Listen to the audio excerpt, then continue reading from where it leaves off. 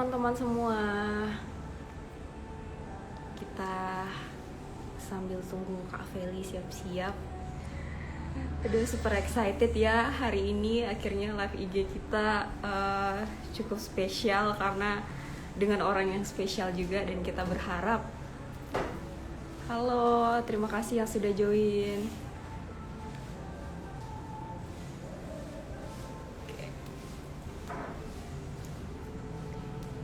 Jadi kali ini kita akan ngebahas tentang topik yang sangat amat lagi menjadi perbincangan juga, terkhususnya di anak-anak muda. Seperti yang kita tahu bahwa seksisme, terus pendidikan, dan juga tradisi-tradisi yang dialami sama anak-anak perempuan Indonesia tuh kadang menjadi isu yang harus kita perhatikan juga gitu.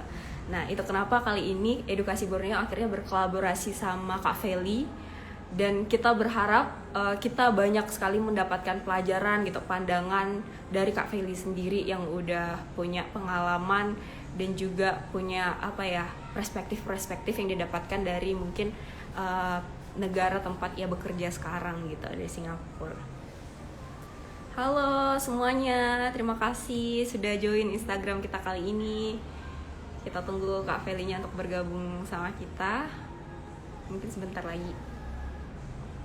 Mungkin untuk teman-teman yang punya pertanyaan-pertanyaan mengenai topik yang akan kita bahas nantinya, itu boleh tinggal di komen atau drop langsung di question tempat yang ada di bawah yang di Instagram sediain. Nah, nanti kita berusaha untuk menjawab pertanyaan dari teman-teman semua berkaitan dengan topik ataupun mengenai hal-hal yang prinsipan, kayak misalkan motivasinya Kak Feli atau value yang dia pegang, atau mungkin kata-kata bijak yang selama ini menjadi pegangan dari Kak Feli sendiri gitu.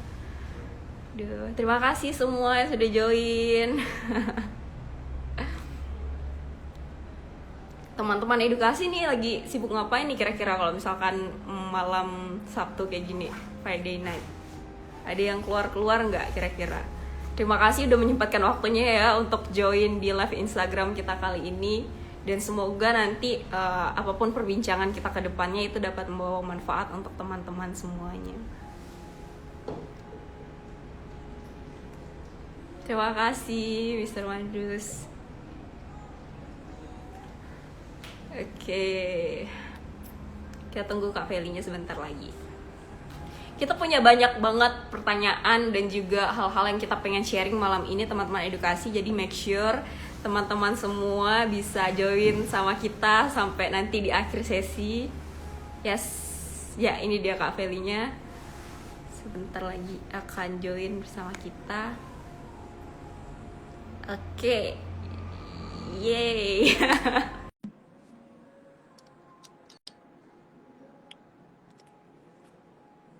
Halo teman-teman, terima kasih. Halo Kak Feli, ya ampun.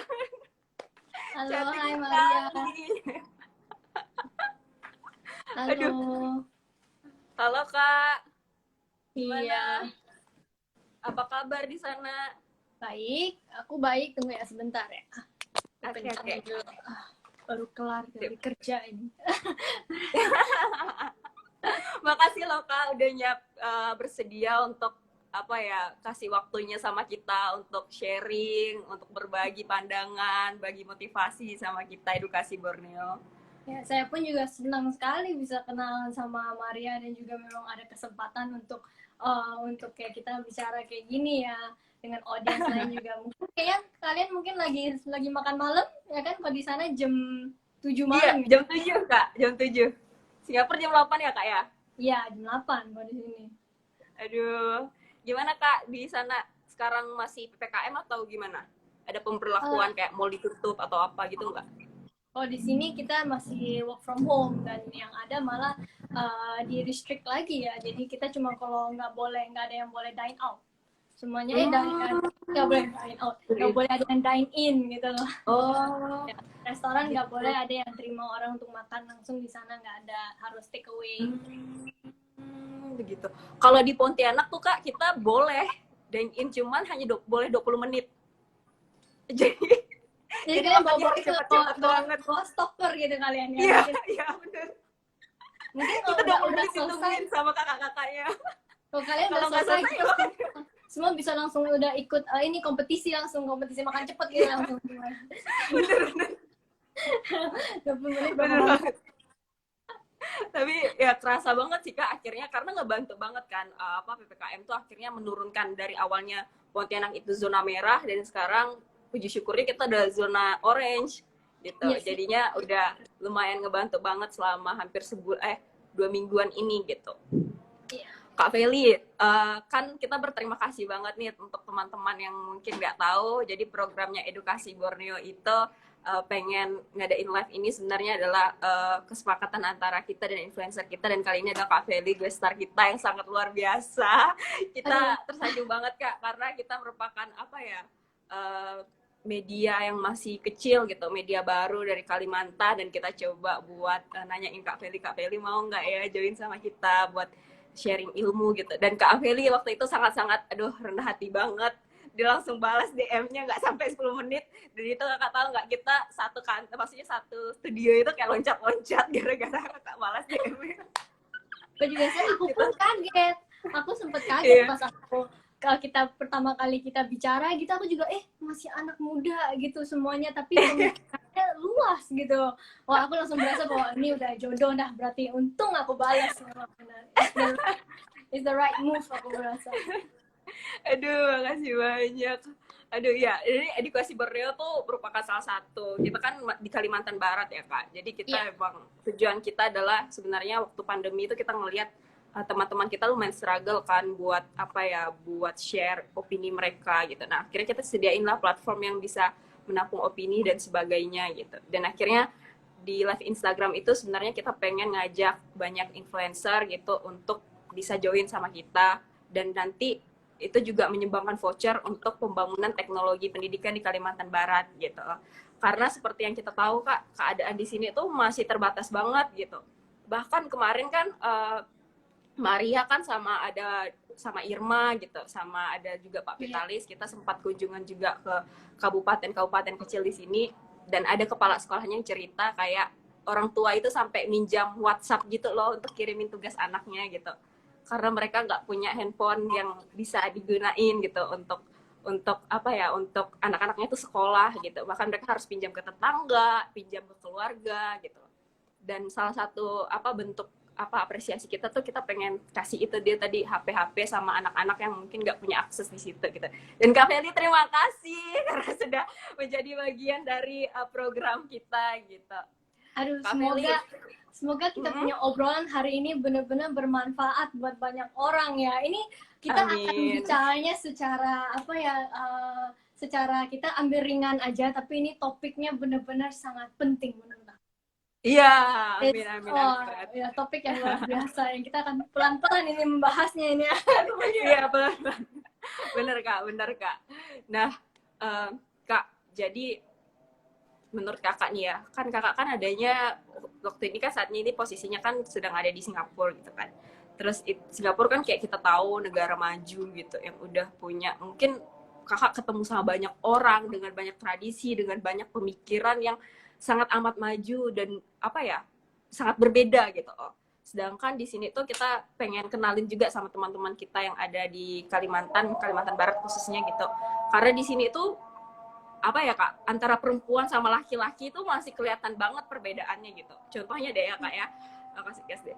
Kan aku kan asalnya dari kampung ya Kak, namanya Kampung Saham. Kampung Saham itu ada di Kabupaten Landak.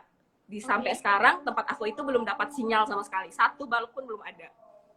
Nah, jadi ibu aku kebetulan ibu aku tuh kepala sekolah gitu kan. Pada saat itu tuh lucunya ada satu orang tua yang datang di tempat kita, datang di sekolahan gitu kan, minta anak ceweknya buat pulang. Jadi tuh di sekolah itu kan ada 2 anak cewek sama anak cowoknya. Terus dia minta anak ceweknya untuk pulang, untuk bantuin dia bangun jadi dia lagi ada kerjaan gitulah di sawah. Jadi dia izin sama gurunya kayak bawa anak ceweknya 3 hari gitu. Jadi kayak dia bilang, anak cowok saya nggak apa-apa sekolah, dia bilang gitu, tapi anak cewek saya izin dulu ya 3 hari mau bantuin saya di sawah gitu. Nah itu kan ada Kak, di sana tuh terasa gitu loh, antara anak cewek dan anak cowok tuh sangat dibedain gitu.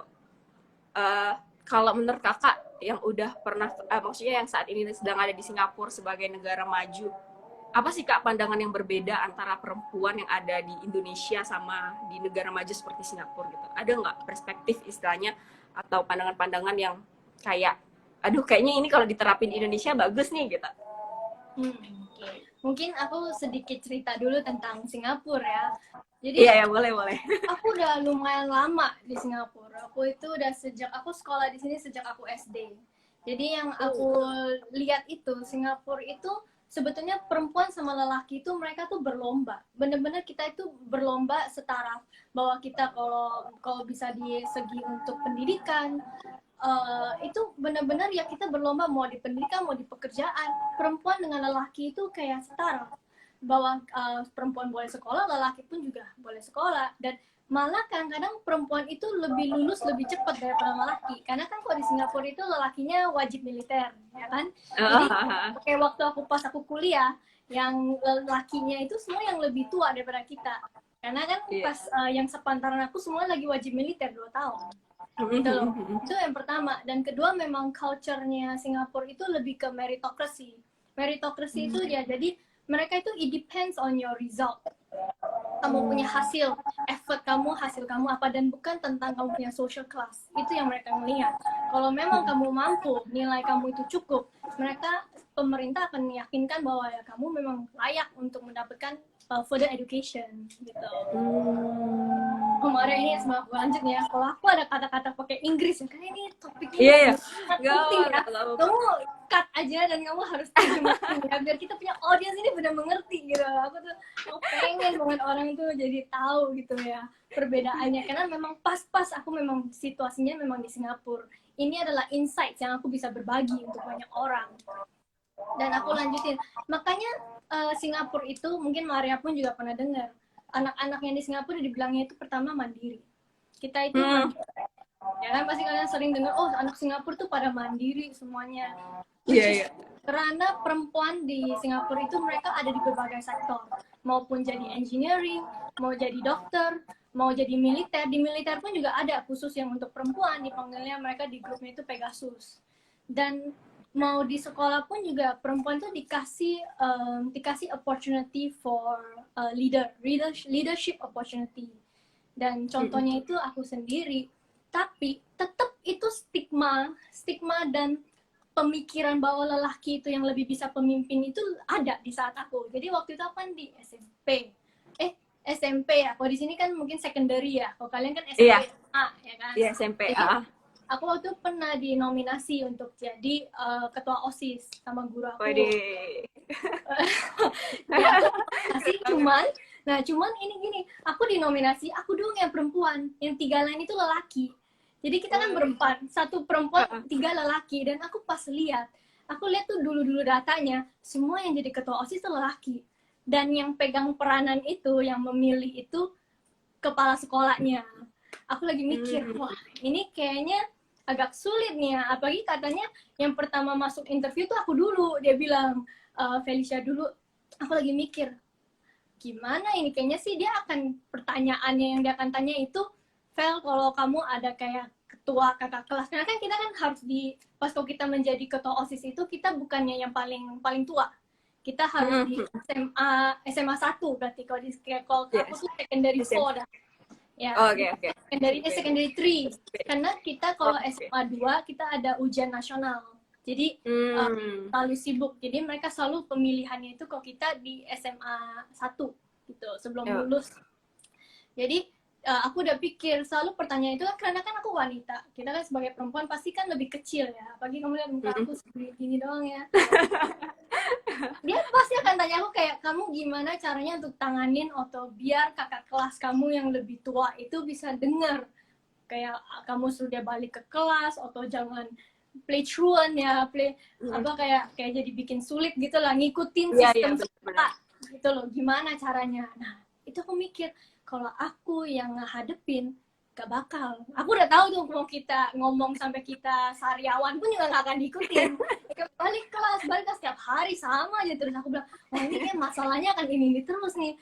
Kan aku mikir gimana ya caranya. Nah terus aku dapet ide pas aku interview, kan aku yang pertama. Terus si kepala sekolah bilang, oh Felicia, kamu nih satu-satunya perempuannya yang dinominasi ya, dan kata gurunya kamu ini orangnya cara pemikirannya tuh beda, kamu selalu kasih solusinya itu yang unik-unik gitu loh. Terus sebelum dia lanjut aku begini, wah pas sekali nih, terus aku bilang gini loh Pak, aku ada proposal, aku bilang Bapak kan selalu kalau memilih kan, kalau Bapak memilih seseorang kayak ketua OSIS itu karena tampangnya nih Pak, jangan pilih saya dah, aku walkout aja, aku bilang, karena gitu wajah nggak galak, aku bilang mundur ya Kak ya. mundur, aku bilang lebih Bapak pilih yang 3 di depan, laki ini semua, 3-3-nya saya tampangnya tuh gak galak, aku bilang.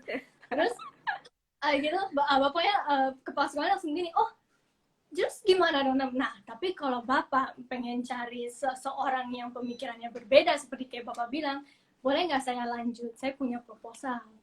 Boleh nggak sekali-kali Pak, kita itu bikin perubahan dengan peraturan.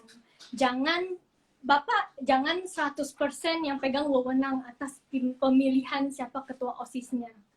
Kasih sekolah, seluruh sekolah maupun student body, maupun the student council, kira panggilnya student council, kita OSIS gitu ya, student council ya OSIS, ya OSISnya, terus gurunya, aku bilang mereka boleh untuk memilih, aku bilang. Terus kepala sekolah bilang, oh kenapa begitu? Karena aku bilang karena aku maunya itu adil, karena Pak, kalau misalnya saya kepilih itu benar-benar ada bukti bahwa siapa yang memilih dan gimana. Nah ini yang aku perlu, itu sebetulnya respect.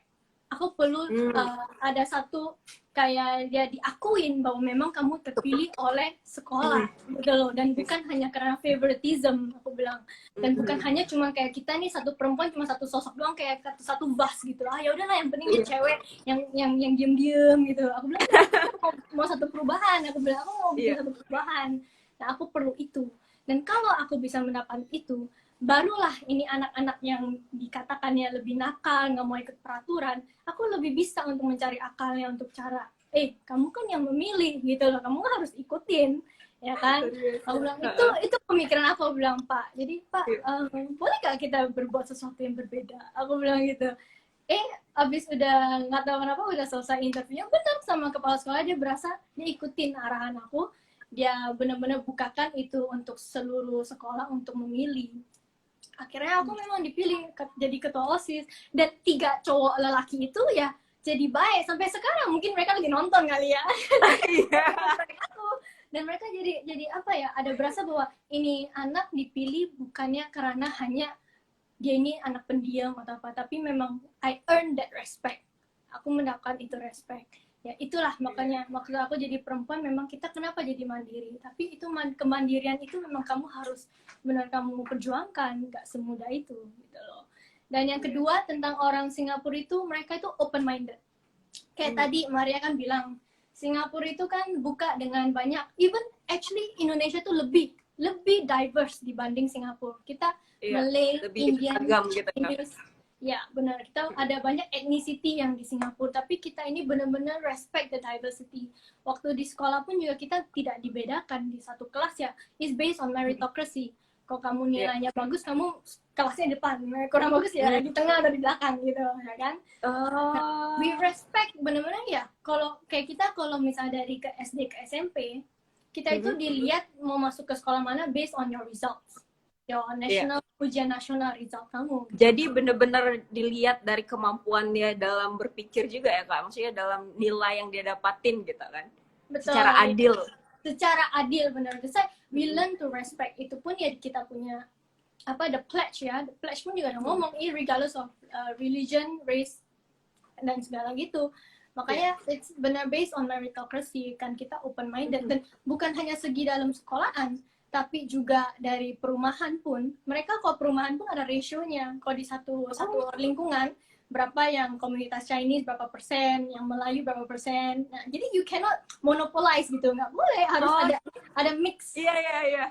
Jadi nggak bisa, karena di sini tuh Kak, lucunya ya, kalau misalkan kita di sini tuh ada yang namanya misalkan kampung Melayu gitu. Nah, kebanyakan tuh biasa suku-suku Melayu gitu. Terus ada kampung Cina, terus kebanyakan tuh yang Tionghoa gitu yang isinya. Ya, semacam itulah gitu. Kalau di sana benar-benar dipikirkan supaya berarti pemerintahnya juga sampai se-concern itu ya, supaya semuanya tuh rata, semuanya tuh punya pandangan kalau misalkan semuanya harus nyatu gitu. Ya, benar. Kita harus memang respect the diversity, bahwa kita embrace that different religion that we have gitu loh. Sampai bukan hanya perumahan doang, even di pekerjaan pun, kalau HRD-nya ketahuan bahwa dia memilih karyawan kayak mayoritas itu dari one of a particular race, kena mereka, kena MOM itu Ministry of Manpower, kena akan itu. Ada. Nggak boleh. ada kuotanya, ada kuota gitu berapa. Gitu, luar biasa. Ya, luar biasa sih itu di sana. Betul. Berarti bener-bener begitu. Bener-bener diaturnya ya begitu. Mereka harus kayak, dia ingin kita itu dari kecil, memang dari mereka umur kecil udah harus tahu bahwa you have to embrace the diversity, kamu harus jadi mandiri. Nah, tapi kita juga harus lihat faktor-faktor apa yang memungkinkan itu untuk terjadi. Pertama itu, there's no gender discrimination. Jadi pemerintah itu haruskan semua anak di Singapura harus receive an education. Gak ada yang enggak. Jadi benar-benar cewek cowok harus sekolah gitu ya, Kak? Primary school harus, mereka itu harus ada primary school punya education, harus dikasih di SD gitu loh. Mau female or male harus, itu it's by law. Dan yang kedua itu safety. Pasti Maria pun juga dengar, di Singapura itu kita keluar malam pun juga kita nggak gitu khawatir. Kayak waktu itu aku ada pergi night cycling ya sama temen, pagi pakai sepedaan. Orang tua aku nggak gitu khawatir, karena memang it's not that kita take it for granted, bukan. Tapi memang di sini ya kita jauh lebih aman, karena the law stands bahwa misalnya outrage of modesty aja untuk perempuan kayak molestation gitu ya, maupun public, itu bisa kena jail up to 3 years, fine and cane gitu loh. Jadi memang berat hukumannya. That's how they protect women gitu loh. Ada law. Jadi bener-bener cewek-ceweknya, perempuan-perempuannya tuh dijagain gitu ya, Kak ya? Bener, mereka harus dijaga. Kalau enggak, mereka juga tahu ya cewek siapa yang berani untuk keluar kan. It's not foolproof. Memang nggak mungkin 100% crime rates pasti ada, tapi they are prevention untuk to do it, untuk biar tahu bahwa perempuan ini memang dijaga juga. Ada laws untuk protect the woman's right gitu loh. Ya ada. Tapi ya sebetulnya ya, yang menurut aku faktor yang paling penting itu adalah orang tua. Orang tua. Kenapa tuh, Kak? Kasih tahu, Kak. Orang tua di Singapura itu pemikirannya itu terbuka. Jadi mereka ingin malah anak-anak wanitanya, anak-anak perempuannya itu kalau bisa sekolah setinggi-tingginya. Lebih dari dia punya mau kakak atau gimana pun, kalau mereka memang mampu untuk sekolah, mereka punya kepintaran dan punya niat mau untuk belajar, dikasih gitu loh. Buktinya itu teman dekat aku sendiri, dia padahal kita udah kerja ya, tapi dia she's a nutritionist, jadi dia kan quite a niche area ya, niche job. Dia lagi mengambil S2, sambil kerja sambil S2 gitu loh. Itulah kalau di sini memang kayak gitu orang tuanya. Cuman aku memang juga mengerti, mungkin gak ada lah orang tua yang gak ingin yang terbaik buat anaknya. Itu sih enggak ya. Cuman memang kadang-kadang it's that highly controlled environment yang restrict ini anak untuk jadi nggak tahu untuk apa sih aku punya kesenangan aku. What is apa sih yang bikin aku kalau setiap bangun tidur itu aku berasa senang untuk kerjakannya. Karena orang tuanya kan kalau misalnya terlalu diatur mereka, kayak kamu nanti gedenya jadi ini, atau perempuan jangan kayak gini gitu. Nah ini yang bikin mereka jadi gak terbuka pikirannya. They don't know what they want. Dan menurut aku tuh kalau misalnya mereka gagal, at least they learn resilient. Apa tuh ya? Resilient itu apa ya di bahasa Inggris? Resilient tuh kayak ketahanan, apa ya, gimana ya? Bertahan ya nggak sih resilient? Ya kayak bangkit gitu loh mereka. Dia resilient. Jadi kayak ya untuk di hidup itu penting, karena sukses itu bukannya orang yang nggak pernah gagal. Tapi menurut saya orang sukses itu yang bisa bangkit dari kegagalan gitu. Memang untuk orang tua pastilah sedih, nggak bakal mereka mau untuk anaknya jatuh. Aku pun juga kalau punya anak juga nanti ke depannya, amin, aku juga maunya gitu ya kan. Kalau bisa kita jangan sedih, kalau mereka sedih aku ikut sedih gitu ya kan. Tapi satu sisi lain itu kadang-kadang memang anak itu perlu ada keberanian untuk memang mencari apa yang mereka suka, karena kan setiap manusia ini berbeda-beda pemikirannya gitu. Ya kan. Bener Ya, banget sih. menurut aku itu. Dan Maria kenal nggak tentang pasti kalau Raden Ajeng Kartini kenal. Kartini. Yes, Kenal, Maria kenal. pasti kenal kan. Tapi kalau Malala Yousafzai, Aduh, okay. siapa gitu ya? Nah, Aku agak, siapa tuh, nggak Malala boleh cerita kan? Yousafzai. Dia ini jadi seumuran kita, malah lebih muda. Dia ini umur 24. Mungkin ya sepantaran kita dia umur 24. Dia ini anak Pakistan. Kenapa aku mengambil mereka berdua sebagai contoh? Satu, Raden Ajeng Kartini ini kan di tahun 19-an. Ya kan? She's in the 19th. Waktu 1904, dia kan membangun sekolah. Oke kan, ada biografi cerita. And she is such a woman activist, bahwa dia berasa bahwa sebagai perempuan itu harus sekolah. Dapatkan. Ya, Iya, benar. betul. Iya, dia harus sekolah. Dan Malala Yousafzai ini juga sama. Dia ini sosok yang is a woman activist. Di saat dia waktu muda, masih sekarang pantaran kita ini muda ini, dia aktivis yang untuk berasa bahwa perempuan ini juga harus sekolah. Dan yang aku realize dalam kedua ini, perannya orang tua mereka. Orang tua mereka ini are educated people. Mereka itu sangat mengapresiasi ilmu pengetahuan. Dan kayak Raden Ajeng Kartini ini, dia ini karena kan bapaknya itu kan work for the Dutch colonials ya kan. Dia kan bapaknya bupati kan. Betul, ibunya itu kan religious scholar. Nah, jadi Raden Ajeng Kartini ini dia jadi ada opportunity untuk sekolah dengan di Dutch school karena bapaknya.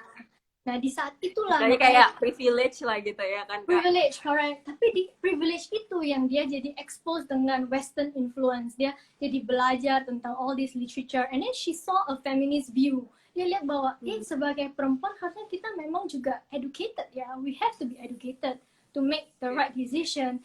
Sampai dia kan nikah. Dia nikah untuk membangun sekolah. That was the agreement gitu loh. Karena dia nggak mau dia punya adik-adik atau for the future generation for women to not be educated. Itu yang dia perjuangkan. Luar biasa.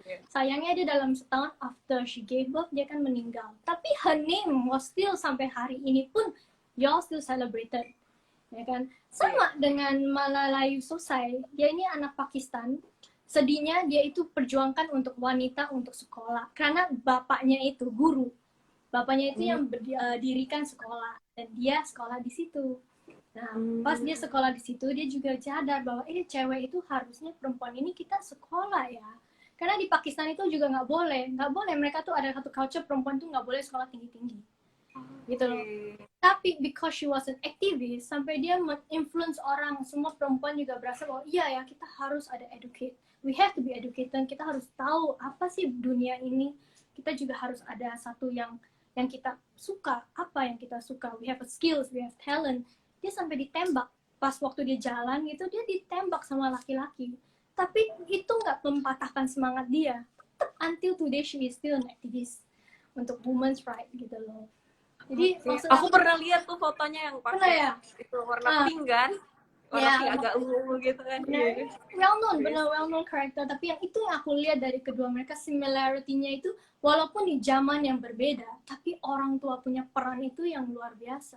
They the ones who actually influence them, yang kasih mereka opportunity itu untuk terbuka pikirannya. Memang betul di negara ya, semakin satu negara lebih besar, semakin sulit untuk kita mendapatkan hak wanita. Tapi sebetulnya itu bukan hal yang mustahil. It's not. It's just a matter of perspective gitu loh. Karena zaman dulu sama kita bisa lihat zaman dulu sama zaman sekarang aja itu udah yang kita perjuangkan gitu loh. Iya benar. Women's right ini udah lagi is an international movement, is an international movement gitu. Benar. Itulah pandangan saya. Wah, ini pertanyaan yang pertama jawabannya panjang sekali nih. Tapi luar biasa banget Kak. Akhirnya kita dapat banyak sekali insight, kayak misalkan tadi Kakak bilang orang Singapura itu open minded nih, akhirnya mereka bisa menghargai wanitanya tuh secara lebih, bahkan mungkin yang bisa kita terapkan juga di Indonesia hukumnya itu tadi kan, hukum mereka sangat-sangat berat gitu, jadinya mereka pun respect gitu sama aturan pemerintah dan juga benar-benar melaksanakannya.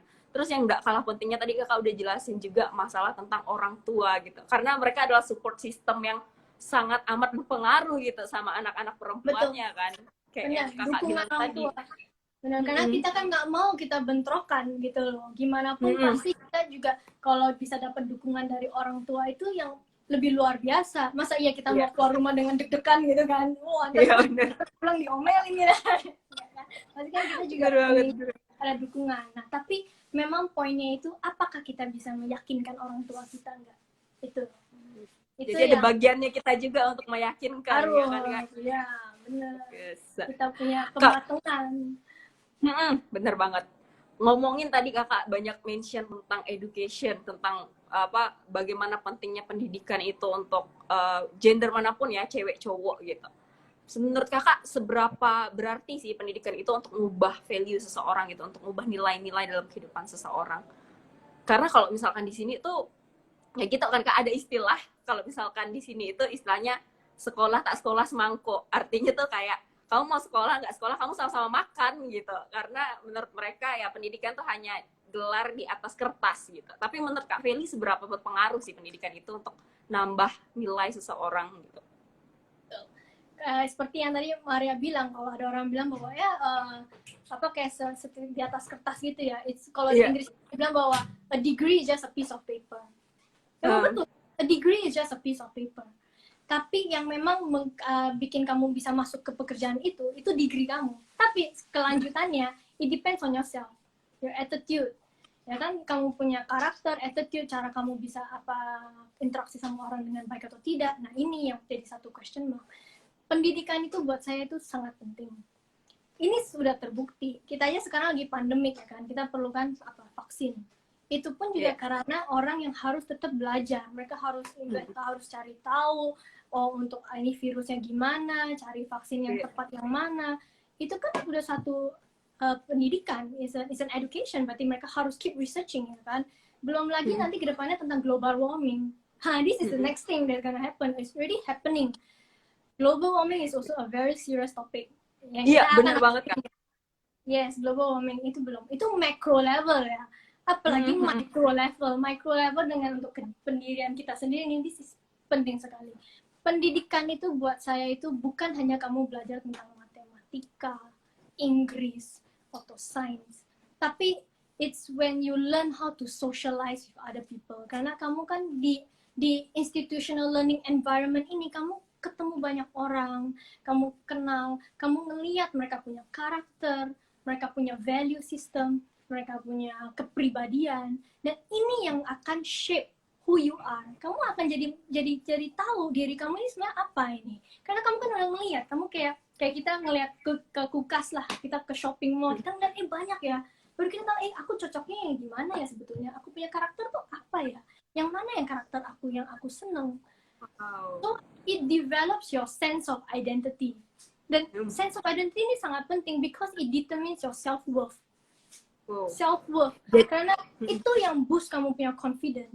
Kalau kamu misalnya ketemu orang, it's not about kamu mau pakai pakaian semewah apa, seberapa lampunya itu pakaian. Silau. Tapi memang it's how you carry yourself. Kamu punya knowledge. Apa yang kamu bisa share buat orang lain gitu loh. Apa yang kamu bisa bahas sama mereka. Bahwa, oh this is me. I am good at this aspect and this aspect. I carry myself well. Nah itu loh maksudnya. Itu yang hal yang orang gak bakal bisa ambil dari kamu. Orang bisa ambil kamu punya barang-barang material ya. Tapi your intrinsic value ini yang akan selamanya sama kamu. Dan orang tuh gak akan bisa ambil. Because it's your character. You punya apa ya. You punya moral values yang akan hidup di dalam kamu terus. Dan inilah yang namanya pendidikan. You learn all those things karena kamu tuh bersosialisasi. Dan it's not a day. Kita tuh kayak bikin reputasi itu bukan dalam sehari. Itu bener lama. Setuju. Ya, makanya lah pendidikan itu lama. Harus pergi SD, SMP, SMA. Itu. Komplit. Bener banget. Jadi karena banyak orang nggak ngerti kan Kak. Aku dapatin sesuatu yang kayak tiba-tiba banget tadi yang kakak mention tentang gimana pendidikan itu akhirnya ngasih kita tuh nilai yang bisa bikin kita semangat menjalani kehidupan gitu. Jadi kita bukan cuman eksis gitu istilahnya kan, cuman ada, tapi bener-bener hidup menjalani sesuatu yang bisa kita banggakan ke depannya gitu. Dan itu adalah sesuatu yang nggak bisa orang lain ambil dari kita. Iya bener sih. Nah itu memang contohnya itu aku sendiri aku alamin ya. Aku kan I'm trilingual. Jadi aku tuh waktu SD karena I took my second language Mandarin. Jadi aku emang trilingual, Inggris, Mandarin sama bahasa Indo, baca dan tulis.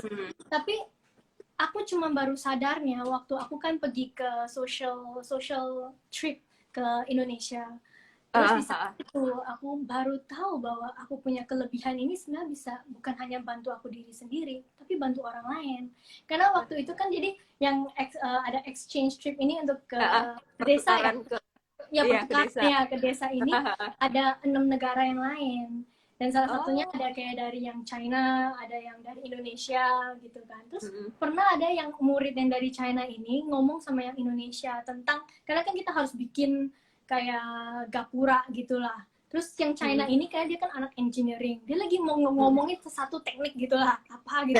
Terus aku ngeliat mereka tuh kayak ngomong kayak bebek sama ayam gitu, nggak nyambung.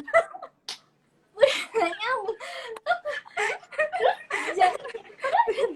Nah jadi gitu aku langsung, karena aku memang bisa ngomong Mandarin, aku jadilah terjemah, aku terjemahin, terus aku bisa bahasa Indo kan, ya udah aku terjemahin, terus aku berasa bahwa aku ini jadi kayak jembatan komunikasi.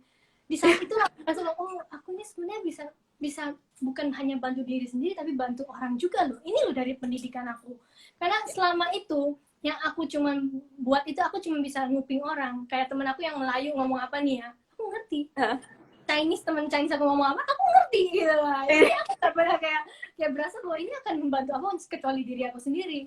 Tapi suatu saat aku malah dibuktikan bahwa kamu bisa membantu orang lebih lagi, lebih banyak lagi. Dan di saat itu aku berasa bahwa wah luar biasa juga ya. I feel so happy tentang pendidikan ini yang aku punya, walaupun nggak mudah. Gitu. Itulah makanya kalau pendidikan penting sekali. It's very penting sekali. Benar-benar. Dan kayak Kak Feli mention, itu bukan cuma buat diri kita sendiri, tapi yang lebih penting adalah ketika kita bisa ngasih itu manfaat untuk orang lain kan Kak. Betul. Iya kan. Luar biasa sih. 3 bahasa tadi ya Kak ya. Menerjemahkan bebek dan ayam yang sedang berdebat ini gitu. Karena benar Kak, kalau nggak kayak gitu kan jadinya miskonsepsi kan, malah akhirnya mereka nggak bisa dapat solusi gitu dari pembicaraan mereka. Dan itu sangat penting gitu. Iya, bebek sama ayam gitu, aku liatin kayak kayak ngomong Inggris tapi kayaknya kan ada kan terminologi yang kurang tepat gitu loh, terus nggak jadi. Langsung aku berasa kenapa aku kan ngerti ya udah aku jadi jembatan kasih gitu. Jadi pas udah tahu gitu, jadi aku selalu ke berbagai kan di satu desa gitu ya, aku jadi tukang terjemah untuk semua. Mereka punya perumahan yang anak dari Jepang, mereka mau ngomong Inggris jadi bahasa Indo, ya aku jadi gitu tukang apa namanya, translator. Jadi penerjemah, translator ya penerjemah. Tapi luar biasa Kak. Tapi akhirnya itu juga yang mungkin teman-teman sekarang sedang alami kan Kak. Maksudnya tuh mungkin banyak anak muda tuh yang ngerasa ngapain sih aku belajar ini, kayaknya nggak ada gunanya juga gitu. Maksudnya nggak sampai sedetail ini juga gitu kan. Tapi yang kata Kak Feli, kita nggak pernah tahu hidup kita bawa kita sejauh mana gitu. Dan ketika apa yang kita udah seriusin gitu, percayalah kalau itu tuh bakalan bermanfaat nantinya gitu kan. Kayak yang Kak Feli alami, ini belajar 3 bahasa susah juga nih, mau ngapain juga gitu kan. Tapi pas ketika dapat pertukaran terus bisa bermanfaat sama orang lain tuh ternyata ngasih kesenangan ya sama diri sendiri. Luar biasa. Kak Feli, kita balik lagi di pertanyaan yang sebenarnya ini berkaitan sama tradisi yang ada di sini ya Kak ya. Kan sebagai Kak Feli yang udah berada di luar gitu kan, udah ketemu sama banyak orang, ya udah kenal banyak tradisi juga, dan maksudnya saat ini berada di Singapura sebagai negara maju gitu. Kita pengen kasih pandangan juga nih sama teman-teman kita di sini. Kalau dalam case kita Kak, kalau di kampung ya, jadi di Kampung Maria itu anak-anak ceweknya itu masih yang apa ya, masih takut gitu untuk punya sekolah tinggi gitu, karena ada ya gitu, karena lingkungan kita kan ya yang mempengaruhi gitu. Orang tua kita juga beberapa tuh berpendapat bahwa aduh anak cewek jangan deh sekolah jauh-jauh. Terus kalau misalkan nggak sekolah jauh-jauh kan apa, nggak sekolah artinya kan, karena sekolah yang bagus di sini hanya ada di tempat yang di kota gitu. Kalau misalkan kamu dapat gelar, kamu ya harus ke kota gitu. Sedangkan orang tua tuh nggak rela ngelepasin anaknya karena mungkin ada beberapa pekerjaan rumah yang harusnya anaknya lakukan gitu, atau mereka takut anaknya nanti susah nikah gitu. Karena ya akhirnya mimpi-mimpi mereka itu hanya sekedar apa ya, aku menikah sama orang yang tuan tanah gitu. supaya hidup aku berubah gitu. Itu satu-satunya mimpi mereka. Jadi masih di mimpi apa ya Kak, mimpi dongeng gitu loh. Jadi mereka bermimpi bahwa suatu saat ada pangeran yang nyelamatin hidup mereka jadi kaya gitu karena nikah sama pangeran ini gitu. Bukannya mencoba untuk menjadi pahlawan di ceritanya mereka sendiri gitu. Menurut Kakak ada nggak sih cara untuk kita apa yang ngelepasin atau cara kita untuk nge-break pandangan-pandangan ini gitu yang udah nggak relevan lah istilahnya, kayak misalkan cewek harus hajat, ya udahlah cewek yang penting bisanya ngurus rumah tangga aja gitu, atau nggak, cewek nggak boleh sekolah tinggi-tinggi gitu. Ada nggak sih Kak pandangan-pandangan yang ini harus dilakukan nih gitu? Itu ya Kak, gimana Kak? Dan aku bilang sebetulnya itu memang orang tua itu pasti ingin yang terbaik buat anaknya. Financial stability itu memang it's okay untuk mencari financial stability itu okay. Tapi kamu pikirkan juga, lelaki itu juga kan nggak mungkin juga kayak terima begitu aja, ya kan? Kamu emangnya pikir kalau misalnya kamu secantik apa, tapi yang paling penting kan dia harus memang sayang kamu karena pendirian kamu, diri kamu. Bener. Bukan karena wajah kamu. Apapun yang kita punya wajah luar ini kan akan fade away ya someday gitu. Dan kita lihat aja perjuangannya dari Raden Ajeng Kartini sampai sekarang Malala Yousafzai. Dia memang perjuangkan untuk wanita untuk memang harus mandiri. They became a woman activist. Dan bukan hanya manusia aja, even organization seperti Disney. Disney aja sekarang udah beda loh. Dulu kamu ingat gak? Disney itu kayak Cinderella, ada apa lagi Sleeping Beauty gitu kan, pasti ada pangeran datang yang ada naga, terus ada dia gitu terbang gitu datang menolong gitu. Disney aja udah berubah. Sekarang kamu lihat kartun kayak Moana, Frozen. Oh yang iya jadi bener ya Kak ya, aku juga baru ada kepikiran loh. perempuan. Iya. Nah, Tangle yang cewek rambutnya panjang sekali, dia turun dari kasur. Rapunzel. Orang pikir kan cowok yang datang pada Prince Charming yang tolongnya, tapi ternyata akhir ceritanya tuh enggak loh. Dia yang menolongkan itu lelaki.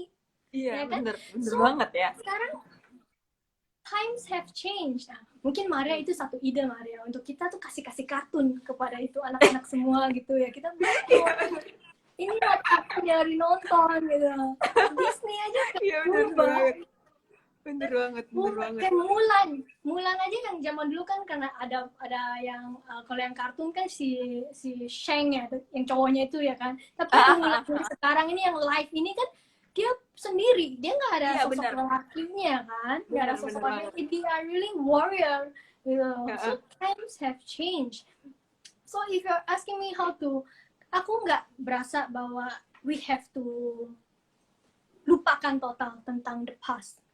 Kita kalau mau break pandangan bukan maksud aku itu kita lupa tentang yang zaman dulu. Karena history is there for a reason. Kita nggak mau history itu repeat dan mengulang lagi. Karena pasti kita punya orang tua, mereka itu mengalami kepahitan. Kalau nggak mungkin mereka punya ada perspektif yang kayak gitu. Bener banget. Ya kan? Yes. But tradition, culture, practices, ini semua ini sebetulnya connects you with the past. It's okay for you to keep them. Tapi what about the future? Kita ini sekarang udah di future. Times have changed. Gitu loh. Jadi gimana untuk future kita? This is a question yang perempuan itu harus pertama pendiriannya yang kuat. You must know what you want. Ya kan? Kamu punya diri sendiri. Arah kehidupan kamu ini mau kemana? Iya. Aku nggak bisa mengatur kayak bilang ke orang bahwa oh kamu jangan cari yang mana bla bla bla. No, it's yourself. Are you happy or not with yourself? Apa kamu senang nggak untuk setiap hari hanya ke rumah yang besar tapi kosong? Atau mungkin kamu balik kepada pasangan yang nggak pernah nganggep kamu? Are you happy with that? Yeah, that's a question you have to ask yourself. Dan yang kedua tentang juga orang tua kita lagi. How are you gonna convince them? Gimana kamu bisa meyakinkan kamu punya orang tua bahwa ibu bapak inilah saya yang ingin mau untuk lanjutin karir saya dulu, saya mau sekolah dulu.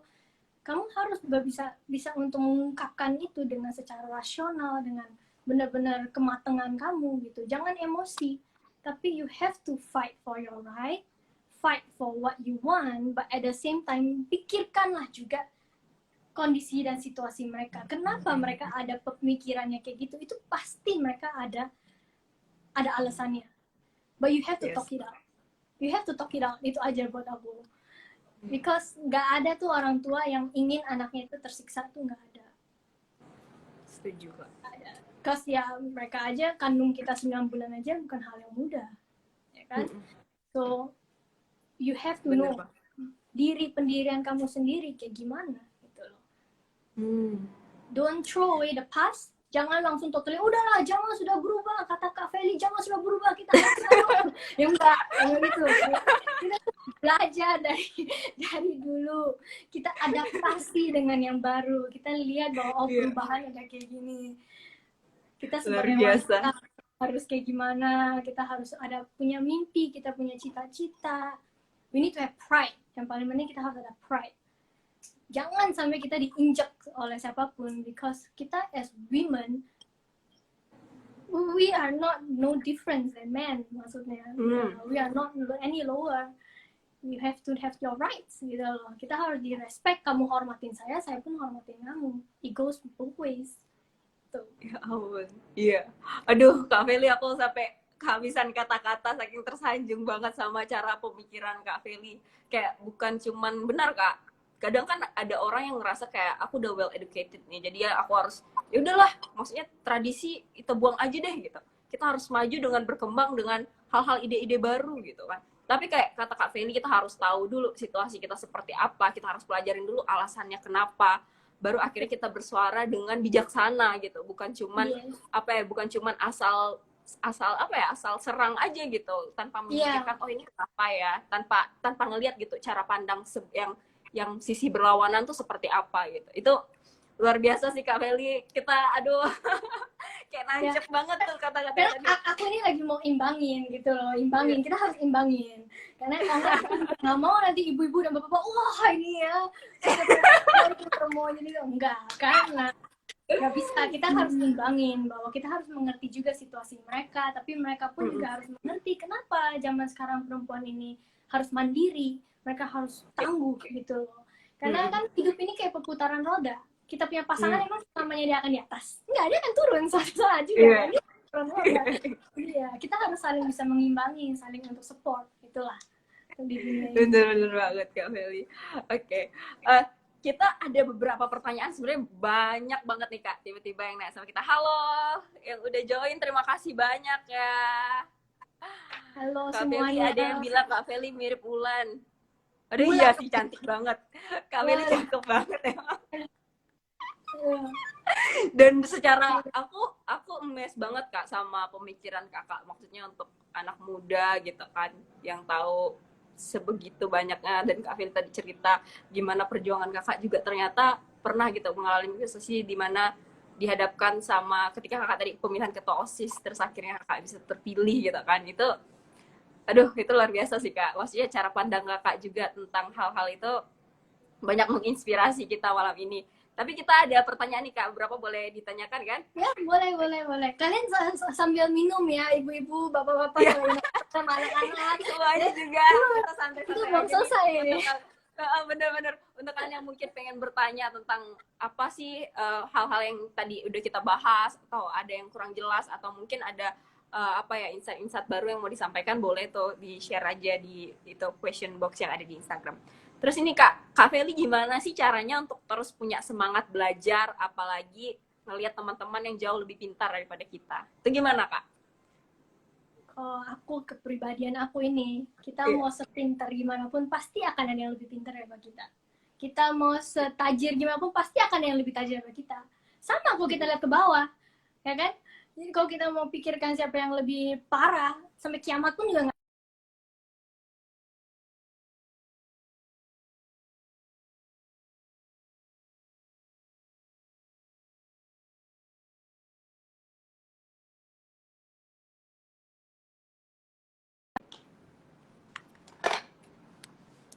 Halo.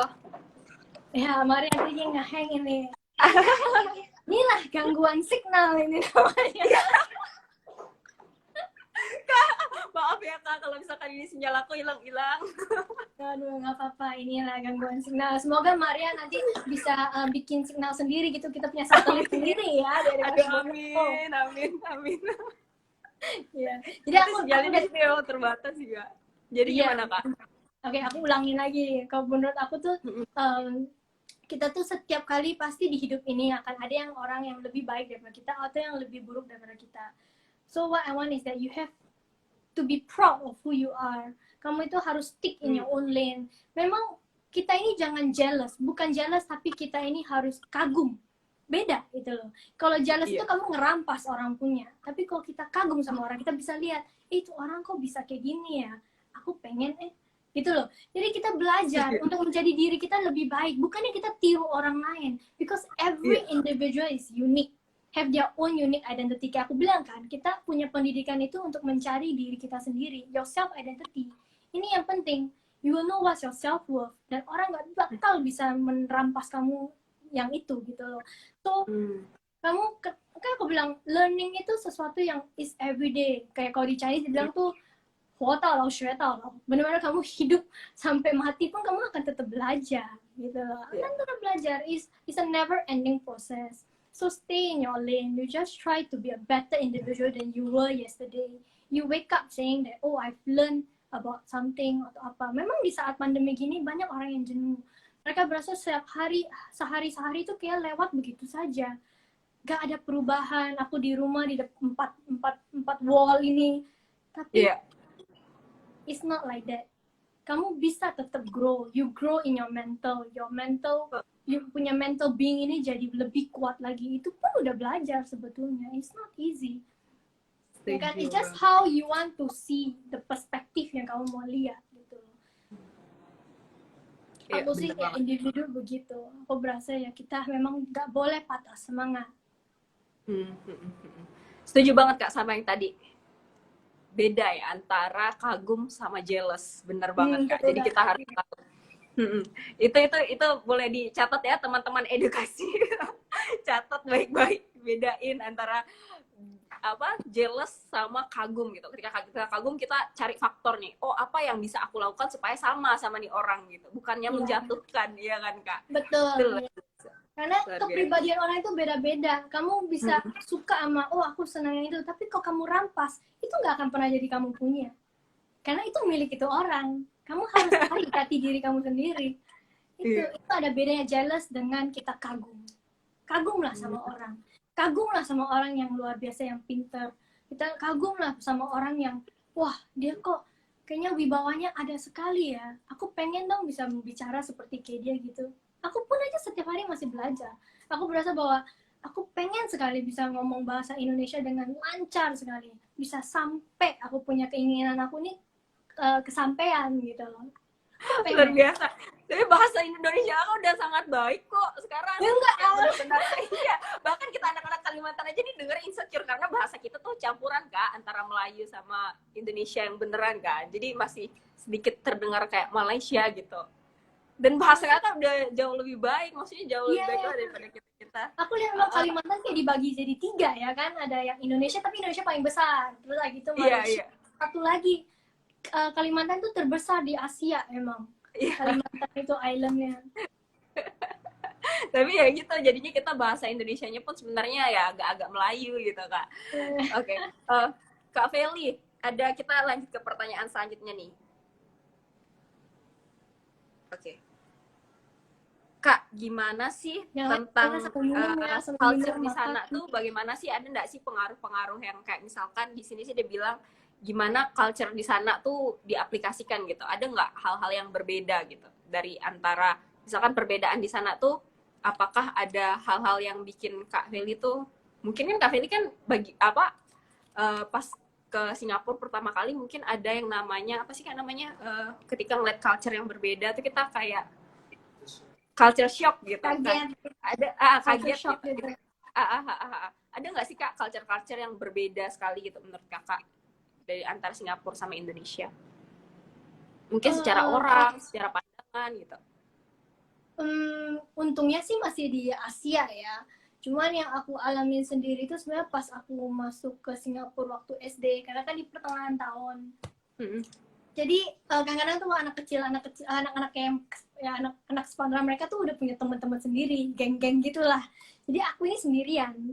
Terus aku inget banget waktu itu kan aku kan kayak aku cerita kemarin, aku kan ambilnya kan Mandarin kan, aku ambilnya Mandarin.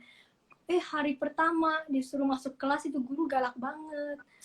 Kamu maju ke depan, tulis nama kamu dalam bahasa Mandarin.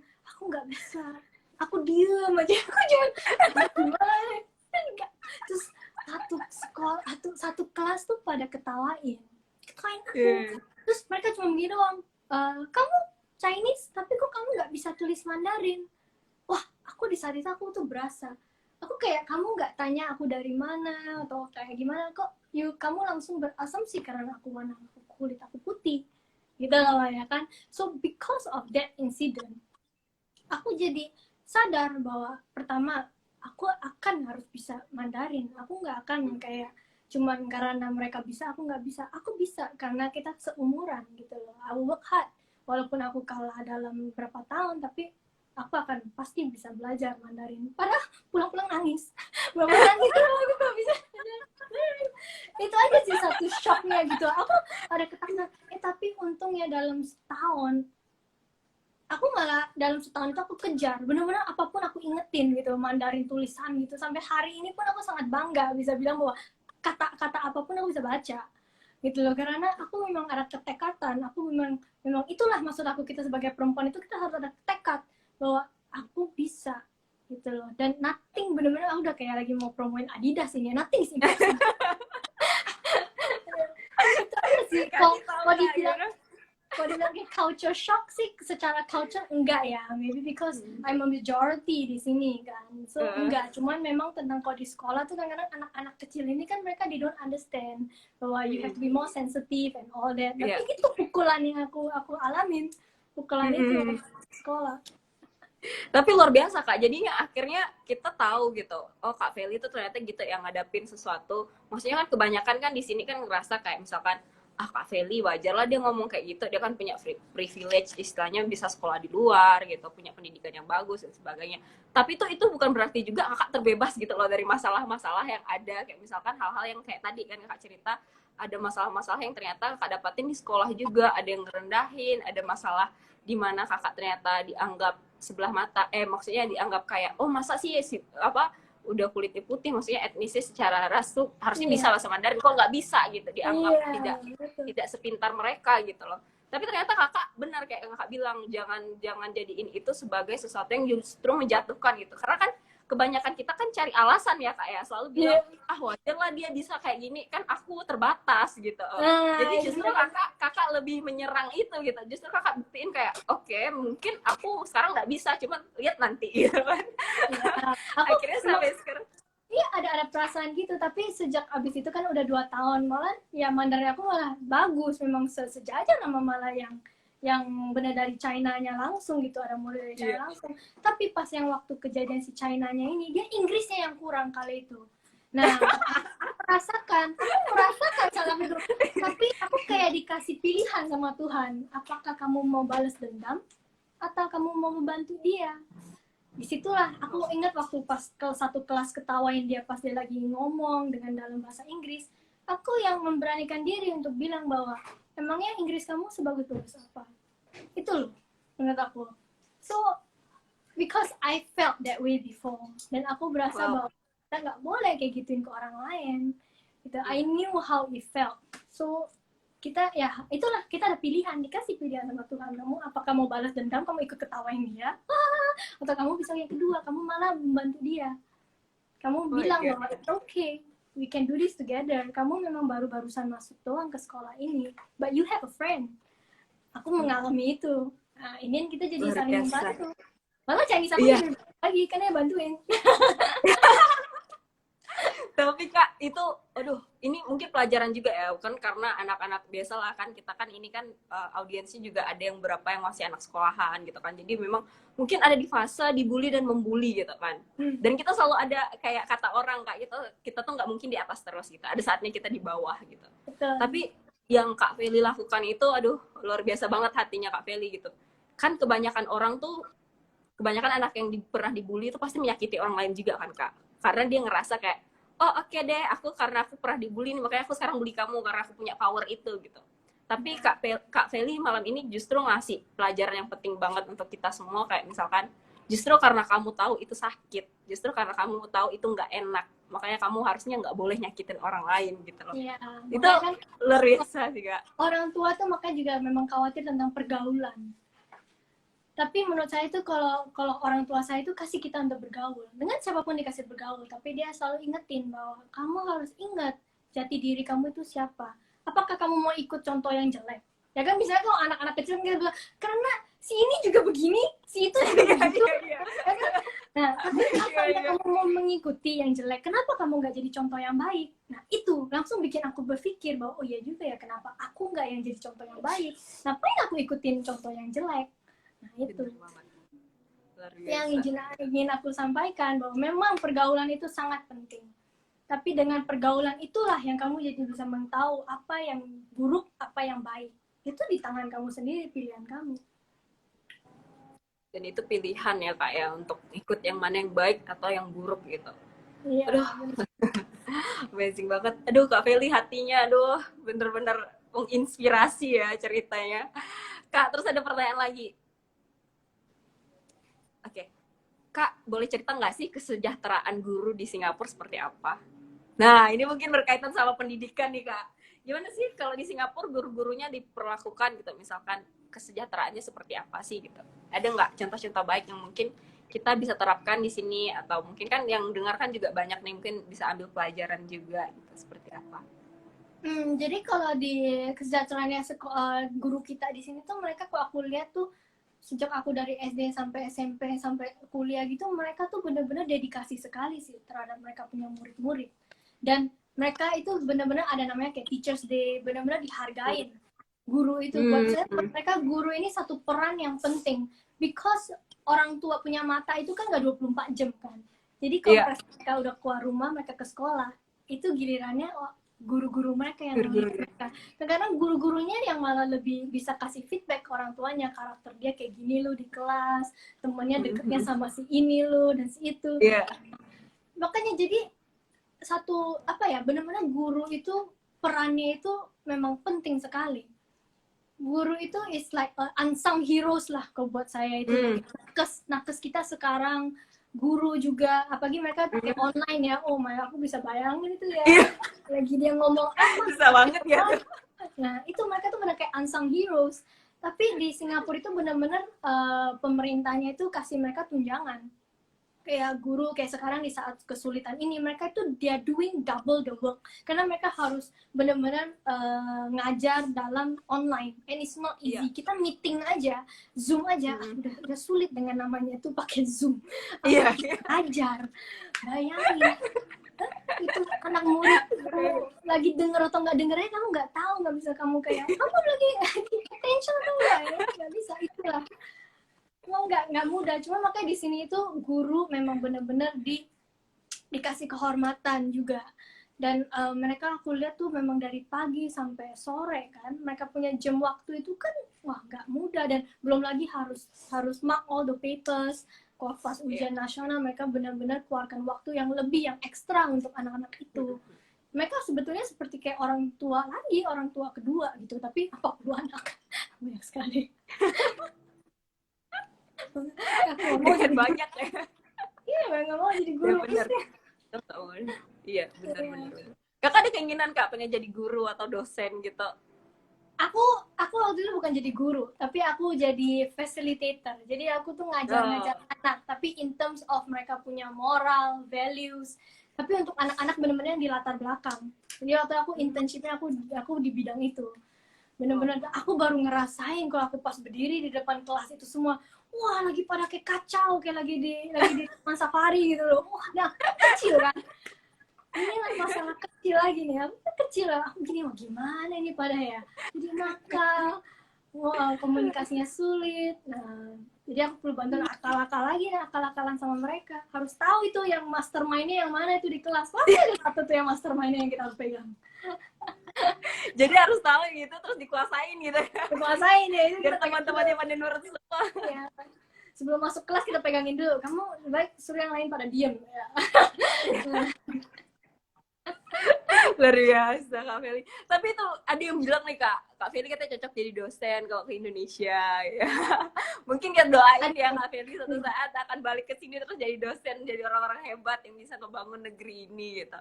Kak Feli terus ada yang tanya nih, kalau misalkan kita seorang ibu tuh apa sih yang kontribusi yang bisa kita lakukan untuk perkembangan pendidikan gitu?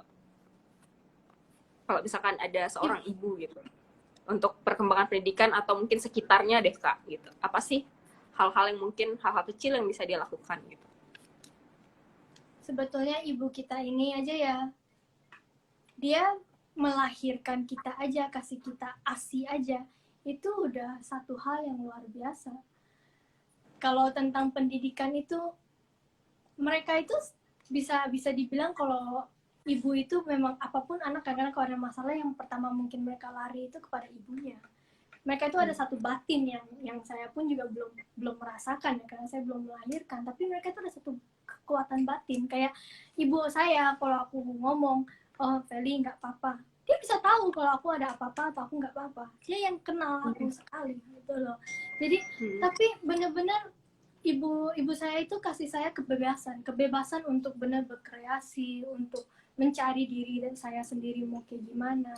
Memang betul ibu saya selalu pasti keras, orangnya tuh keras bahwa Vel, kamu tuh harus tanggung jawab ya. Apapun yang kamu buat itu kamu harus tanggung jawab, kamu harus ngerti apa arah yang kamu mau dan inginkan.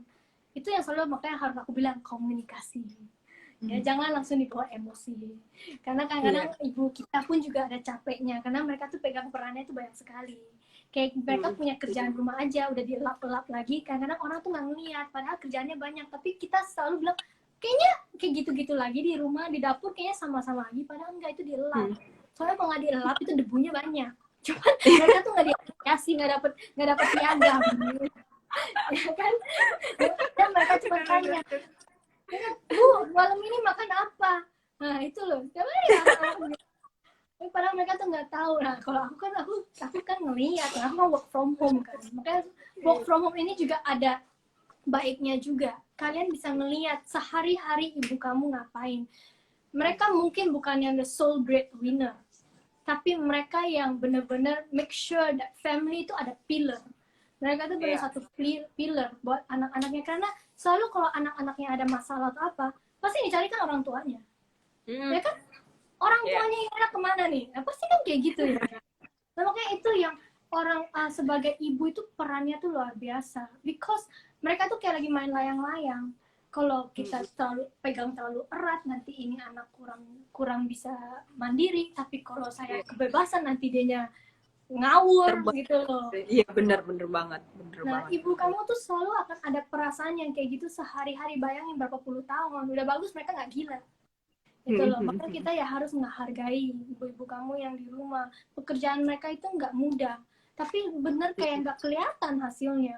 Beda kayak kalau kita kerja mungkin ada deadline ya. Kalau mereka tuh nggak ada deadline, bener-bener tuh wah. Iya. Bener-bener kerja full time gitu. Kamu udah nikah pun juga tetap kalau ada masalah apa pasti kamu larinya baliknya ke ibu kamu. Bu ini sih ini ya kan. Itulah bener jadi. Sih, aku bukannya posisi yang untuk kasih tahu ibu harus gimana, malah ibu-ibu yang di audience ini yang harus mengajarkan aku ini gimana ini aku ke depannya. Karena keberadaan mereka aja tuh udah sumbangsi yang sangat besar kan untuk anak-anak di negara ini untuk bisa, maksudnya bisa kasih kontribusi gitu. Kak Feli, ini ada pertanyaan lagi yang lumayan menarik nih Kak. Dia bilang, menurut kakak nih, kan di banyak banget tuh seleksi itu yang menggunakan misalkan good looking penampilan atau misalkan secara gender gitu kan, perempuan dan laki-laki itu agak berbeda gitu. Misalkan nih pandangan Kak Feli gimana sih tentang zaman sekarang tuh banyak pekerjaan yang mengutamakan good looking gitu? Karena tuh masih ada perspektif kayak misalkan iya kan Kak, kayak oh iya dia good looking terus dapat privilege gitu. Kalau di negara maju kan kalau di negara wajah kayak misalkan oh iya kayak misalkan dia enak dipandang gitu, terus ada yang satu yang mungkin kurang enak dipandang gitu, cuman dia secara kompetensi itu lebih besar gitu sebenarnya, tapi karena si cantik ini akhirnya oh ya udah yang cantik aja deh kita ambil gitu. karena tuh masih ada Kak, jujur aja kalau di sini tuh masih, kalau milih kerjaan tuh masih yang kayak gitu gitu.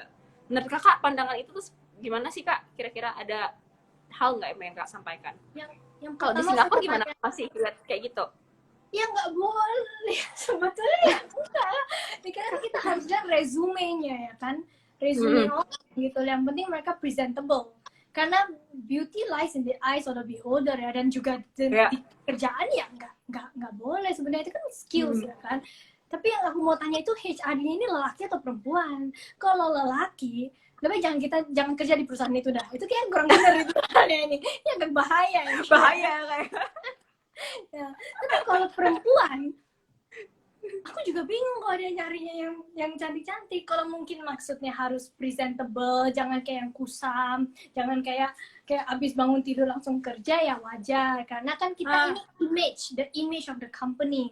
Gitu loh, kayak saya aja kenapa aku hari ini harus pakai collar and all that, karena aku respect Maria, aku respect audience yang nonton. Benar, terus terang, karena kita punya penampilan itu memang yang mencerminkan the level of respect you have. Kalau aku keluar begini pakai baju tidur ya kan aneh kan, berarti I don't respect you at all. Itu loh, harus ada bedakan ya, harus berbedakan itu. Tapi kalau mereka milih-milih karena wanita, wah cantik atau enggak, industrinya apa dulu gitu loh, pekerjaannya apa dulu. Iya benar sih. Tapi itu berarti luar biasa nih Kak, kayak maksudnya kan karena kan di sini kan lagi ada zaman anak muda kan sekarang juga masih yang apa ya, masih ada kata-kata yang sering didengar sekarang ya, beauty privilege gitu kan. Maksudnya dia ngerasa kayak oh ya si cantik tuh pasti punya kesempatan lebih gitu, pasti selalu lebih enak, lebih mudah ditolong banyak orang, lebih punya banyak kesempatan untuk dilirik banyak orang gitu. Jadi secara kerjaan mungkin dia lebih dapat pekerjaan yang banyak gitu dan sebagainya gitu kan, atau lebih keterimanya di satu pekerjaan tertentu lebih besar gitu peluangnya. Nah menurut kalau misalkan tadi Kak Feli bilang juga mention kayak ya tergantung juga gitu kan, karena kita nggak bisa juga nggak bisa juga menutup mata kalau misalkan kita tuh harus harus berpakaian rapi juga, harus mementingkan penampilan juga, karena itu adalah sebagai bentuk kalau misalkan cara kita untuk maksudnya look kita tuh penting juga gitu kan, kayak Kak Feli sampaikan tadi gitu kan. Benar. Karena ya itu Kak, karena mungkin kan di sini kan ya faktornya kan masih yang secara gender juga masih kelihatan gitu, secara penampilan juga masih sering dibedakan gitu. Berarti kalau untuk negara-negara pemandangannya udah beda, aku jadi ghosting. Iya. Benar, berarti udah pemandangannya udah beda sekarang. Enggak. Iya. Jadi iya benar. Ya kan kalau itu kenapa aku di ghosting? Ya enggak lah, berarti memang itu organisasinya, kita harus lihat juga organisasinya itu apa, pendiriannya itu apa, bosnya itu tipe apa. Karena kalau memang itu perusahaan memang inginnya maju, pasti dia inginnya itu orang yang berkualitas dalam bawa pekerjaannya. Karena mereka kan bukannya sebagai satu kendi ya di kantor, hanya cuma untuk jadi pajangan. Itu kan bukan industri apa industrinya itu. Benar banget, setuju. Jadi wanita kalau kalian berasa bahwa saya harus jadi cantik dan segala macam, boleh. Kamu mau cantik karena diri kamu senang. Jangan kamu berbuat itu untuk orang lain.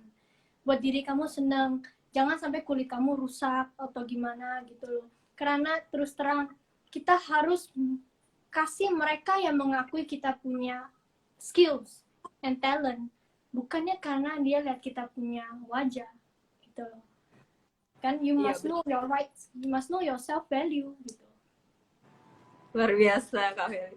Benar, tadi satu berarti intinya ketika kamu cantik, jadilah cantik untuk dirimu sendiri gitu. Jangan pernah punya standar orang lain gitu untuk memandang kecantikanmu. Kedua, kayak Kak Feli bilang, kalau kita udah punya nilai, kita udah punya keterampilan, kita udah punya knowledge yang bagus juga, ya jangan takut maksudnya jangan takut kalau misalkan kita nggak dapat posisi gitu hanya karena mungkin secara penampilan kita kurang. Karena ya tadi yang kata Kak Feli bilang, kalau misalkan kita tahu value kita apa, kita juga akan mendapatkan apa yang jadi standarnya kita gitu, ya kan Kak? Iya benar. Kalau mungkin kamu nggak naik karirnya, nggak naik karena dia pilihnya yang perempuan yang ini nih karena dia lebih cantik dibanding ini, bukan salah kamu, salah yang memilih, manajernya berarti yang ngangkat kan. Nah berarti ya itu nanti akan ada kelihatan kok hasilnya, result itu nggak akan bohong.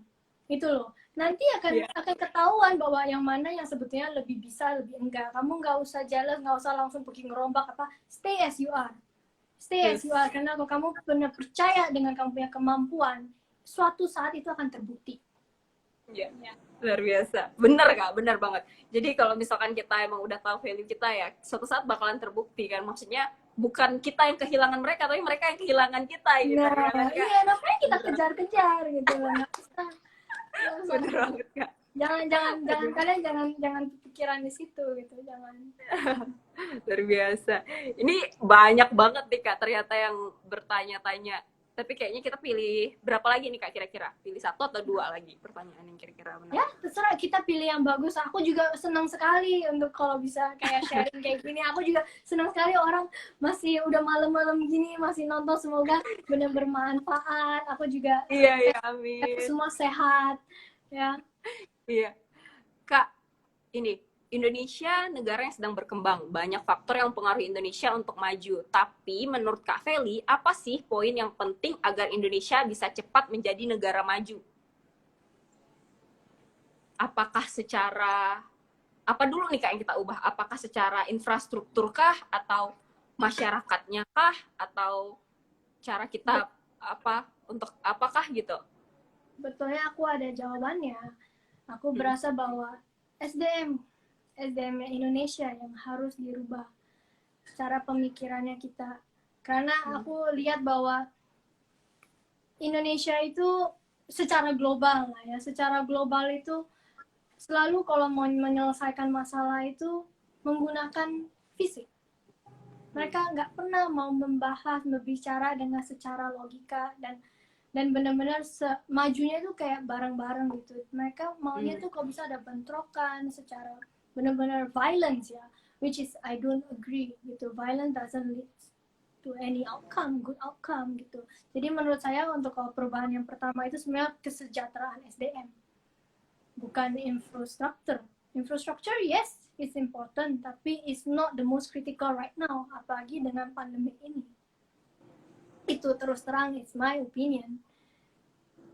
Iya, bener-bener banget sih. Karena gimana kita bisa kuat kalau misalkan kita aja orang-orangnya tuh nggak kuat gitu kan Kak. Secara pemikiran, secara mental kita belum siap, jadinya akhirnya kita akan mudah roboh gitu.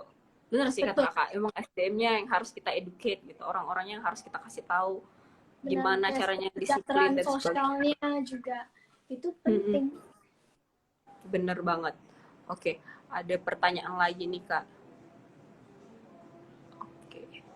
Kak Feli, salam kenal dulu ya. Nah, kita semuanya air dulu nih. Ini ya, silakan. biar enak jawabnya. Ternyata banyak banget yang excited malam ini. Aduh, luar biasa sih. Kak Feli, kita juga senang banget akhirnya kita tahu kan, maksudnya cara berpikir Kak Feli yang sangat luar biasa. Ini dari Iren 297. Halo Kak Feli, salam kenal. Mau tanya gimana caranya bisa konsisten dan optimis di lingkungan yang mungkin toksik? Pendirian kamu harus kuat. Benar-benar pendirian kamu harus kuat. Nanti itu harus ada kayak gini loh. Kita punya, kalau aku bilang pendirian kita itu harus kuat, value system itu sebenarnya banyak. Kayak kita apa yang penting buat kita ini sebenarnya beragam, itu banyak. Misalnya kamu pentingkan keluarga, relationship, friendship, autonomy kayak freedom, responsibility, integrity. Ini sebenarnya banyak, dan kita sebagai manusia ini kalau bisa kita punya semuanya kan. Tapi akan ada di satu saat kamu itu akan diposisikan di mana kamu harus memilih. Contohnya itu seperti family sama karir. Itu selalu terjadi. Which one will you prioritize more? Yang mana? Kamu akan di satu situasi kamu harus force rank. Kamu punya values kayak diurut gitu. Padahal kita nggak bisa ngurut ini. Kita berasa bahwa kok bisa aku mau rangkum semuanya. Aku pengen jadi orang yang berintegritas. Aku pengen orang yang jadi responsibility. Aku pengen bisa menjaga keluarga. Aku pengen ada love life. Nah, tapi you will face at this situation di mana kamu tuh harus force rank all this. Yang mana yang kamu mendulukan. Dan itu yang akan satu saat membuktikan bahwa what kind of person you are. Itu loh, kamu itu sebagai manusia ini kepribadian kamu tuh apa? Karena gini, we can say, kita akan bilang, oh saya orangnya berintegritas, tapi kalau kamu punya action, kamu punya perbuatan itu dengan apa yang kamu ucapkan itu tidak sejalan, sebenarnya itu value nggak ada. Itu, jadi kalau pertanyaannya itu gimana kita tetap optimis dan segala macam, is because you had it in you. Kamu punya lingkungan mau seburuk kayak gimana pun, mau sehancur kayak gimana, tapi kok kamu memang orang yang memang tekun dan optimis, you will be optimist. Kamu nggak akan bisa menceng. Makanya itulah maksud aku, kamu harus tanam itu dengan dari kamu muda, benar-benar yang kuat. Biar di saat kamu udah kayak kamu kayak apa ya, kayak padi yang udah benar-benar berisi. Jadi di saat kamu udah berisi itu, when kamu kena kehantem, kamu tuh akan tahu bahwa kamu bisa balik lagi bahwa oh enggak loh, ini aku orangnya tuh kayak gini, aku optimis loh. Mau hidup aku seburuk gimana pun, orang sejahat gimana pun, aku orangnya optimis. Itu, what is your value? You have to be very clear what is your values. Semua orang beda-beda. Iya, benar. Berarti harus temuin value-nya apa, bener-bener pegang itu. Jadi sejelek apapun angin yang ada di luar tuh nggak bakal meruntuhkan kita kan Kak, ketika kita udah kuat. Bener banget. Benar. Dan juga kamu udah tahu itu lingkaran toksik. Ya ngapain kamu diem-diem aja di toksik? Keluar lah dari toksik. Mencobai diri sendiri. Ya ngapain kamu ngejerumus diri sendiri atau stres gitu. Ya kan kamu harus keluar. Kan kamu harus keluar dari situasi itu, baru kamu bisa ngelihat itu bird eye view. Kalau enggak kamu akan terus pandangannya cuma segitu-gitu doang, nggak pernah keluar gitu loh. Bener banget Kak, bener banget. Iya, bener sih Kak. Aduh, luar biasa. Oke, kita next pertanyaan berikutnya.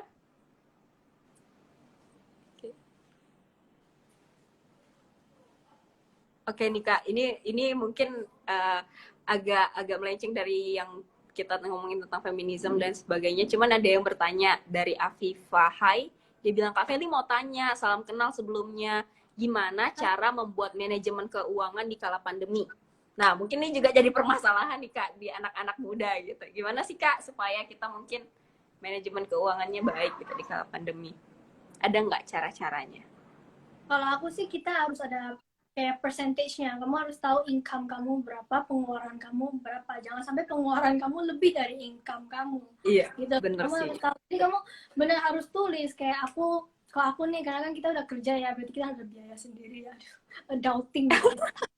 Jadi kita harus tahu nih, oke, kayak kalau kita persentasinya segini, kita punya gaji untuk apa. Dan sekarang apalagi kan pandemi berarti kan ada banyak yang mungkin mengurang ya, penghasilan kita mungkin turun ya. Jadi ya pertama itu kita beli apa yang kamu butuhkan, jangan kamu beli apa yang kamu inginkan. Kita harus benar-benar kontrol diri ya, beli apa yang dibutuhkan, jangan yang apa yang kita inginkan. Terus kita harus tahu oke, bagi-bagiannya, dan apapun itu harus ada sedikit savings. Karena savings ini yang akan untuk pas di saat hujan. Kita belum tahu hidup ini kapan hujannya. Jadi kita harus ada savings. Itulah mengatur uangnya itu. Karena memang pandemi ini bukan hal yang mudah ya. Kalau kita udah tahu akan pandemi gini, mungkin kita udah savingnya udah dari tahun-tahun lalu. Ya kan? Tapi kan tiba-tiba ini 1,5 tahun. Nah, itulah di saatnya kita benar-benar harus ngerti. You benar-benar harus sit down, ambil kalkulator, ambil pen, benar-benar memang pusing, tapi harus kita tuliskan apa yang mana kamu butuhkan, yang mana kamu ingin. Kita jangan beli dulu. Prioritize. Again, it's always about prioritization. Yang mana kamu prioritize dulu. Yang penting is you have to be, kamu harus pertama kesehatan. Makanan ya setiap hari memang kita harus makan ya. Sayangnya sehari aku memang Kakak gimana? Aku bukan menterinya, tapi there are things, there are ways that they can help. Pastilah.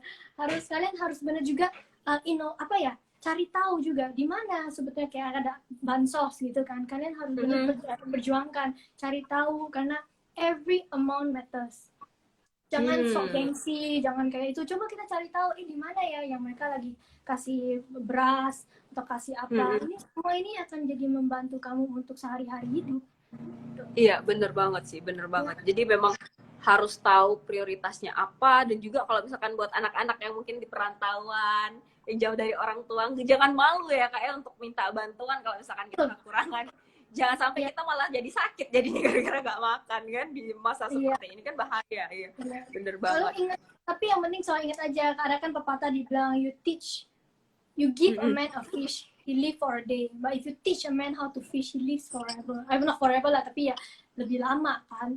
Nah Iya, itu, bener. jadi kita memang harus punya tekad dan ide sendiri, cari tahu oh di mana ya yang itu. Jangan selalu abis itu pulang telepon ke rumah, Bu, saya udah nggak punya makan Bu. Ya, kamu mau gimana? Mau khawatir gitu kirim uang ya juga.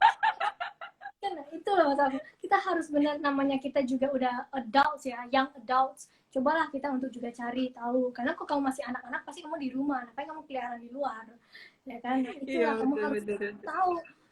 Coba cari tahu avenue di mana sebagai teman dan saling teman itu saling membantu, itu juga penting.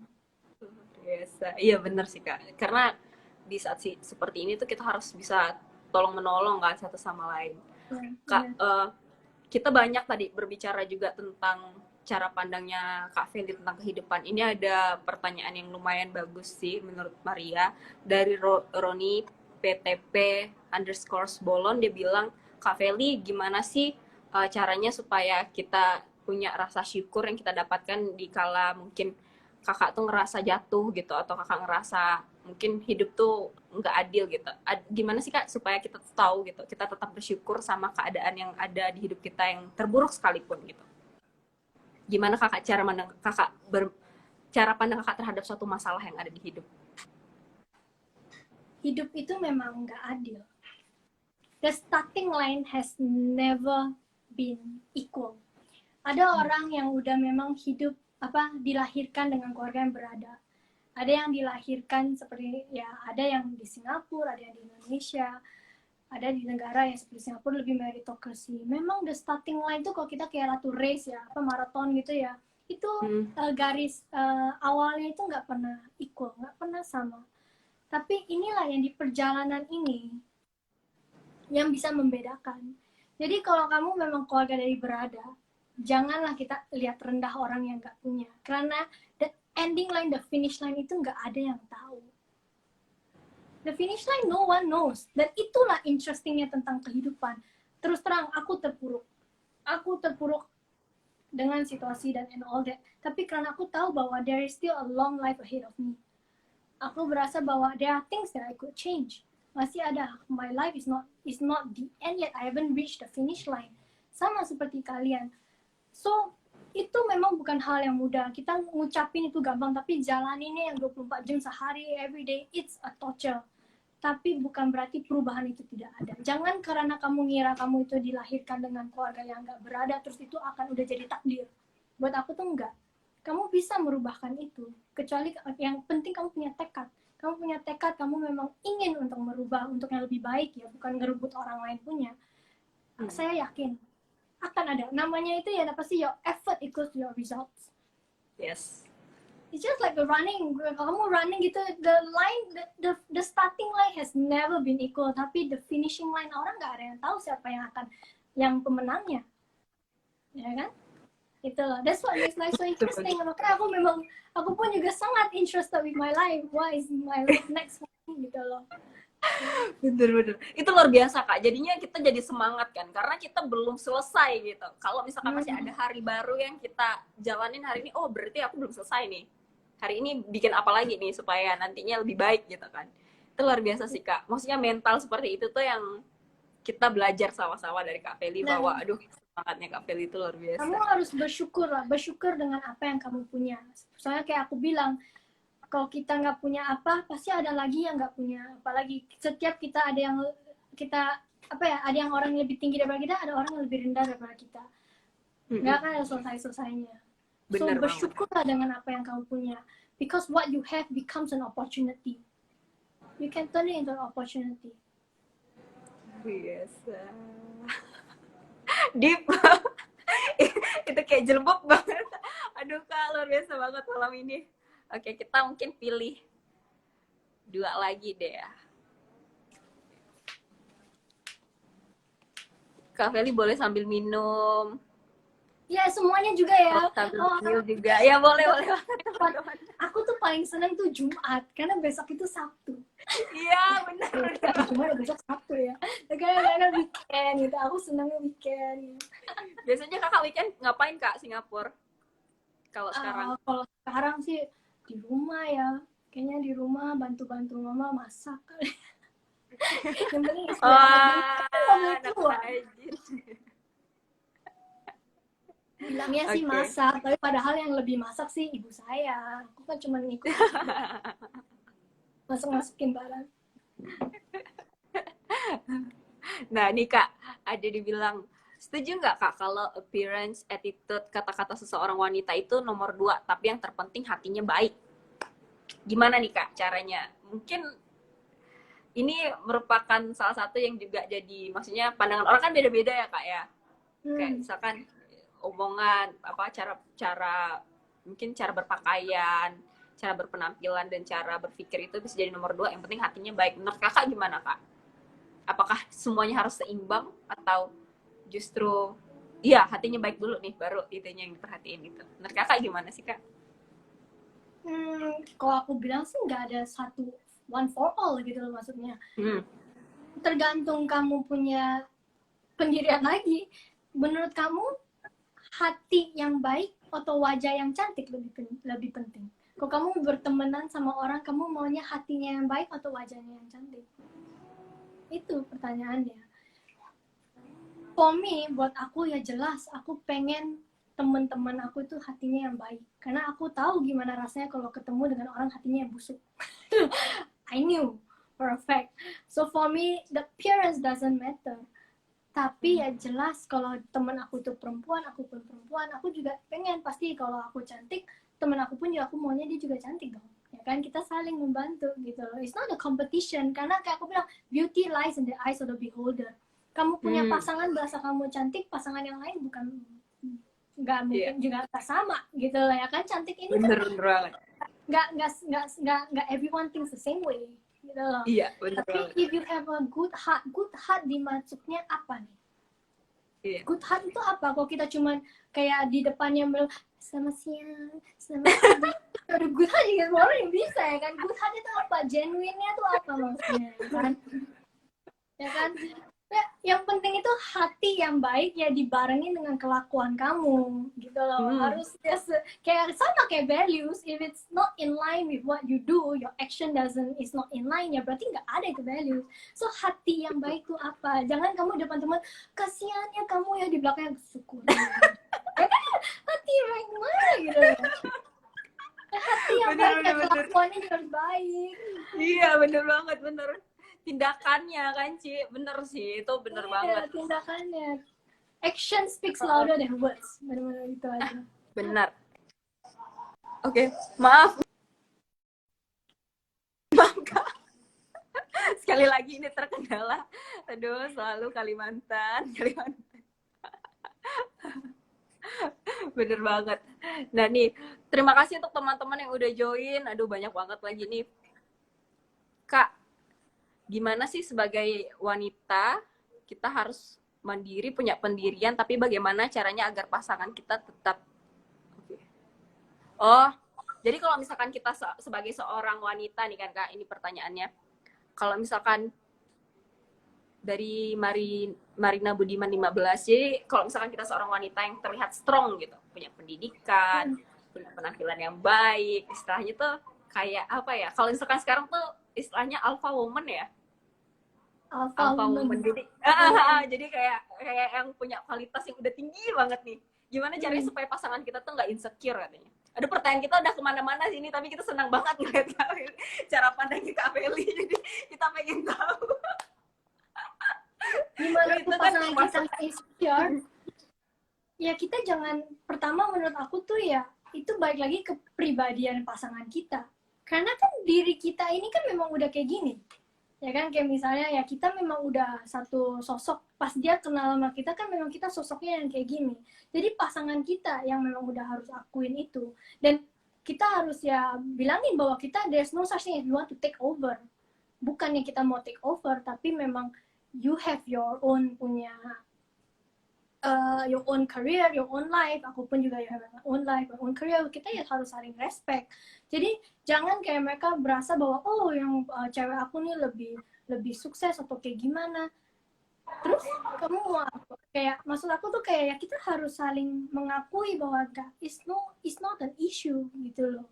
ya kan? It's not an issue, karena kayak aku bilang, once kamu menjadi pasangan itu kan berarti harusnya you saling support, ya kan? You have to be happy for your partner. Sama kayak kalau cewek lihat dia punya cowok sukses, dia pun juga seneng kan. Jadi kenapa cowok nggak bisa senang kalau lihat ceweknya sukses? Itu loh, karena kan ternyata ceweknya bisa jadi dia sukses karena punya sosok pendamping yang benar baik, yang memang ada masalah dia bisa curhat, dia bisa ngomong, dan ternyata dia punya ide. Jadi gandeng-gandengan gitu loh. Jadi jangan punya persepsi bahwa oh ceweknya yang lebih sukses jadi cowoknya berasa wah aku kayaknya kurang atau apa. Nah itu balik lagi ke pribadi masing-masing. Kalau ceweknya merasakan itu kepada cowoknya, apapun tuh harus ditanya, harus dibincangkan bareng-bareng, bukannya ghosting.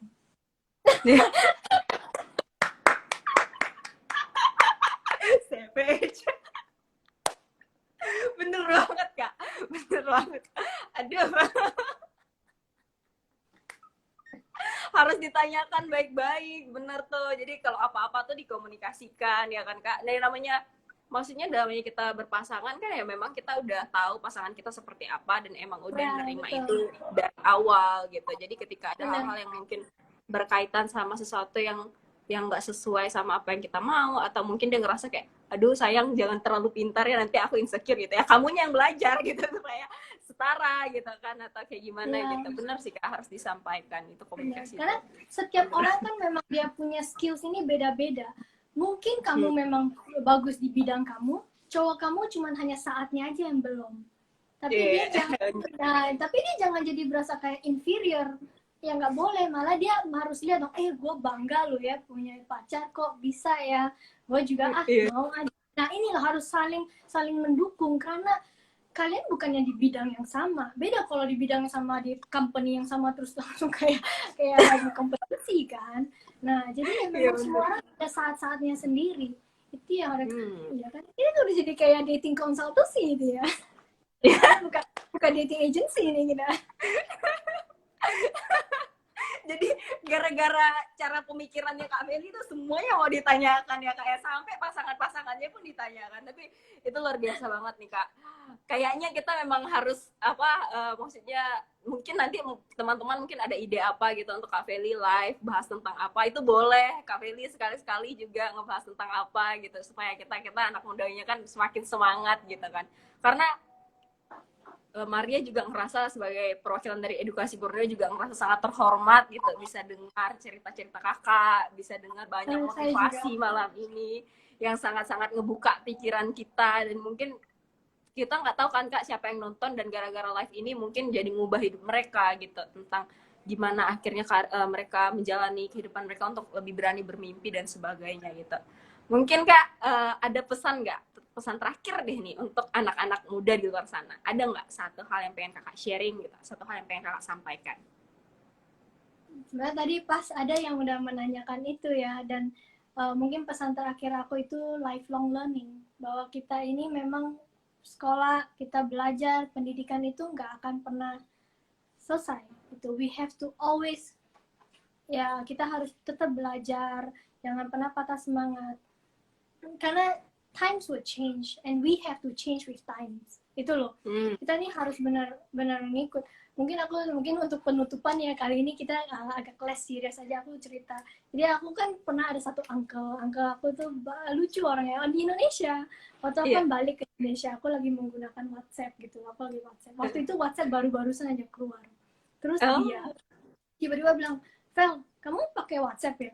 "Iya, Uncle, Feli pakai WhatsApp." "Oh, ini Uncle baru beli handphone baru, Bluetoothin dah WhatsApp-nya." Aku beli Bluetoothin. Uncle enggak, Uncle pakai smartphone, harus download pakai Play Store. Loh, Vel, gini loh, kamu punya Bluetooth nggak? Ada. Uncle juga punya Bluetooth. Udah Bluetooth aja, bisa ditransfer. Aku itu di sana aku hampir gini, enggak Uncle, aku pakai infrared soalnya. Tapi enggak, gini loh, aku bilang, sekarang ini kan WhatsApp itu nggak pakai Bluetooth, Uncle nih harus ke smartphone, ke Play Store di download. Oh gitu. Ya gitu loh, udah download nih WhatsApp-nya. Terus tiba-tiba dia keluarkan satu listnya panjang, ada nomor-nomornya. Mungkin Uncle juga nonton kali ya, tapi Uncle ini kan jadi inspirasi buat orang banyak. Dia tulis gitu nomor banyak. Terus dia begini, Vel, nomor-nomor ini semua pada di blok. untung aku belum aku catat dan blok. Aku begini tanya ke dia, uncle, emang nomor uncle ini nomor baru? Iya. Mereka tahu nggak nomor uncle ini? Nggak tahu. Ngapain kita blok? Nggak akan ketah. Aku kayak, ngapain kita blok? Kan aku catat. Inilah satu contoh bahwa ya memang kita itu lifelong learning, kita harus tetap belajar. Dan makanya kita yang anak muda, kalau memang zaman kamu, kita ajarin lah baik-baik kepada orang yang lebih tua. Mereka kan juga perlu kita bantu, kayak ibu saya juga kadang handphone apa gitu ya kita ajarin. Ada karena hal-hal pun juga yang mereka lebih tahu daripada kita. Jangan sampai kamu dengar orang tua kamu tuh bilang tentang saya sudah hidup dengan garam dan asam. Nah itu tuh, itu kata-kata itu ya kamu udah harus wanti-wanti, karena berarti kamu itu udah red mark itu namanya, udah. Nah, makanya kalau kamu pengen perjuangkan lah, misalnya kamu pengen kalau mau kasih tahu ke ibu kamu, saya pengen sekolah dulu, nggak mau langsung nikah. Komunikasi lah dengan mereka, duduk bareng-bareng. Mungkin bukannya dalam sekali kamu ngomong langsung sukses, mungkin berkali-kali. Cuman yang penting ingat aja pas kamu ngomong, Pak, Bu, saya ingin sekolah lebih panjang, lebih tinggi dan segala macam. Kalau ibu kamu responsnya agak langsung kayak nih kayak bebek, dengar dulu. Jangan kepancing emosinya. Karena kalau kamu udah kepancing emosi, kamu ngejawab, Bapak Ibu tidak mengerti perasaan saya. Nah, udah hancur. Itu tuh udah kamu udah red zone karena mereka akan pasti bilang bahwa kamu nggak tahu saya ngandung kamu selama 9 bulan. Nah, udah deh, kamu lebih baik pergi ke dapur. Kamu ngaduk teh. Jangan lupa pakai gula. Kasih. Ya. Minum. Kalau orang tua udah ngomong kayak gitu, kamu udah kalah, udah pasti kalah. Nggak ada yang kamu bisa tandingin, udah nggak ada responnya. Jadi ya kita harus jadi anak muda ya, kita juga harus tahu orang tua kenapa mereka ada pemikiran kayak gitu. Kamu mau merubah sesuatu itu bukan hal yang mudah. Tapi saya yakin kok kamu bisa cara dengan emotional intelligence, you know how to negotiate, you know how to communicate effectively. Pasti saya yakin mereka akan mendengar. Yang penting kamu itu harus ngerti dan caranya gimana cara untuk convince. Kamu harus diyakinkan bahwa I know what I want. Dan ini bukan karena under the influence of teman-teman, bukan karena satu kamu langsung pada kayak gitu, aku juga ikut kayak gitu. Bukan. Tapi karena kepribadian kamu yang kamu inginkan. Gitu loh. Biasa. Bener. Aduh, banyak banget yang kita dapatkan hari ini teman-teman. Aduh Civeli, kayak luar biasa ya ternyata cara pandang Kak Feli itu menginspirasi sekali sih. Kalau Maria dapatnya dari tadi, kalau bisa dipoinkan pasti Maria akan tonton ulang nih live kali ini. Tuh kesempatan yang sangat-sangat luar biasa, bisa kenal Kak Feli lebih dalam lagi karena cara pandangnya itu tadi sih yang, dan inspirasi-inspirasi yang disampaikan sama kita anak-anak muda gitu. Oke. Semoga Kak Feli sehat-sehat terus. Semoga sukses. Semangat terus. Kita tunggu lagi live selanjutnya, Kak. Kita pengen dengar banyak sekali cerita yang tadi udah Kakak sampaikan. Terus ya semoga di sana tetap sehat, tetap bisa semangat menjalani hari-harinya. Kita kangen banget bisa ngumpul lagi, nanti semoga kita ada waktu buat sharing-sharing lagi ya Kak. Maria semangat banget ya, nih. Terima kasih juga untuk audiens yang udah sampai malam kayak gini. Tetap kita nge-live ini lumayan lama ini kita nge-live. Iya bener, udah hampir 2 jam Kak. Tapi nggak apa, yang penting makanya kalau banyak banget, makin banyak lagi nih. Ya, terima kasih ya semuanya. Makanya kita benar-benar the key takeaway itu memang benar kita harus ya kejarlah itu pengetahuan, kejarlah sampai ke negara Cina lah, itu ada pepatahnya. Ya, benar banget. Karena yang kayak kata Kakak bilang tadi, hidup itu adalah sekolah yang seumur jangka panjang gitu loh. Jadi kita selalu setiap hari itu selalu belajar, jangan merasa kita hebat terus kita udahlah aku udah mampu nih, udah segini aja gitu. Jangan, karena kita nggak tahu dunia luar itu seperti apa kan Kak. Karena kayak kata Kak bilang tadi, belajar setiap hari. Dan untuk generasi yang mungkin lebih tua daripada kita, ya kita kasih tahu gitu cara pandang kita seperti apa, dan berusaha juga untuk punya cara pandangnya mereka supaya komunikasinya itu bisa tersampaikan dengan baik. Benar banget tadi. Benar. Aduh, luar Maria, biasa Kak Feli, terima kasih. Maria Terima itu kasih luar teman-teman biasa sekali. semua. Ya, terima kasih semuanya. Benar, biar sehat, ya sukses selalu dan Amin. juga jaga kesehatan. Semoga aku benar-benar bisa ketemu kalian bukan lewat IG live tapi benar-benar Aduh, nge-live pengen banget. beneran. Live beneran. Beneran, Amin. live beneran. Iya, iya, kita tunggu Kak di Kalimantan Barat, kita tunggu Kak Feli. Kalau misalnya Kakak ada waktu, kasih tahu kita bakalan tunggu Kak Feli. Semoga pandemi ini segera berakhir, jadi kita bisa ketemu langsung gitu. Terus kita bisa keliling Kalimantan Barat, kita lihat sekolah-sekolah di kampung. Terus kita ketemu deh sama Boleh. anak-anaknya, pasti mereka, aduh, luar biasa banget bisa ketemu Kak Feli nanti. Aduh, kita tunggu deh Kak saat-saat itu. Oke, Oke, terima kasih makasih ya semuanya. Maria. Makasih Terima kasih semuanya. Kak. Sehat-sehat terus. Dadah. Sehat-sehat semuanya, amin. God bless you. Amin. Bye. God bless you all. Bye.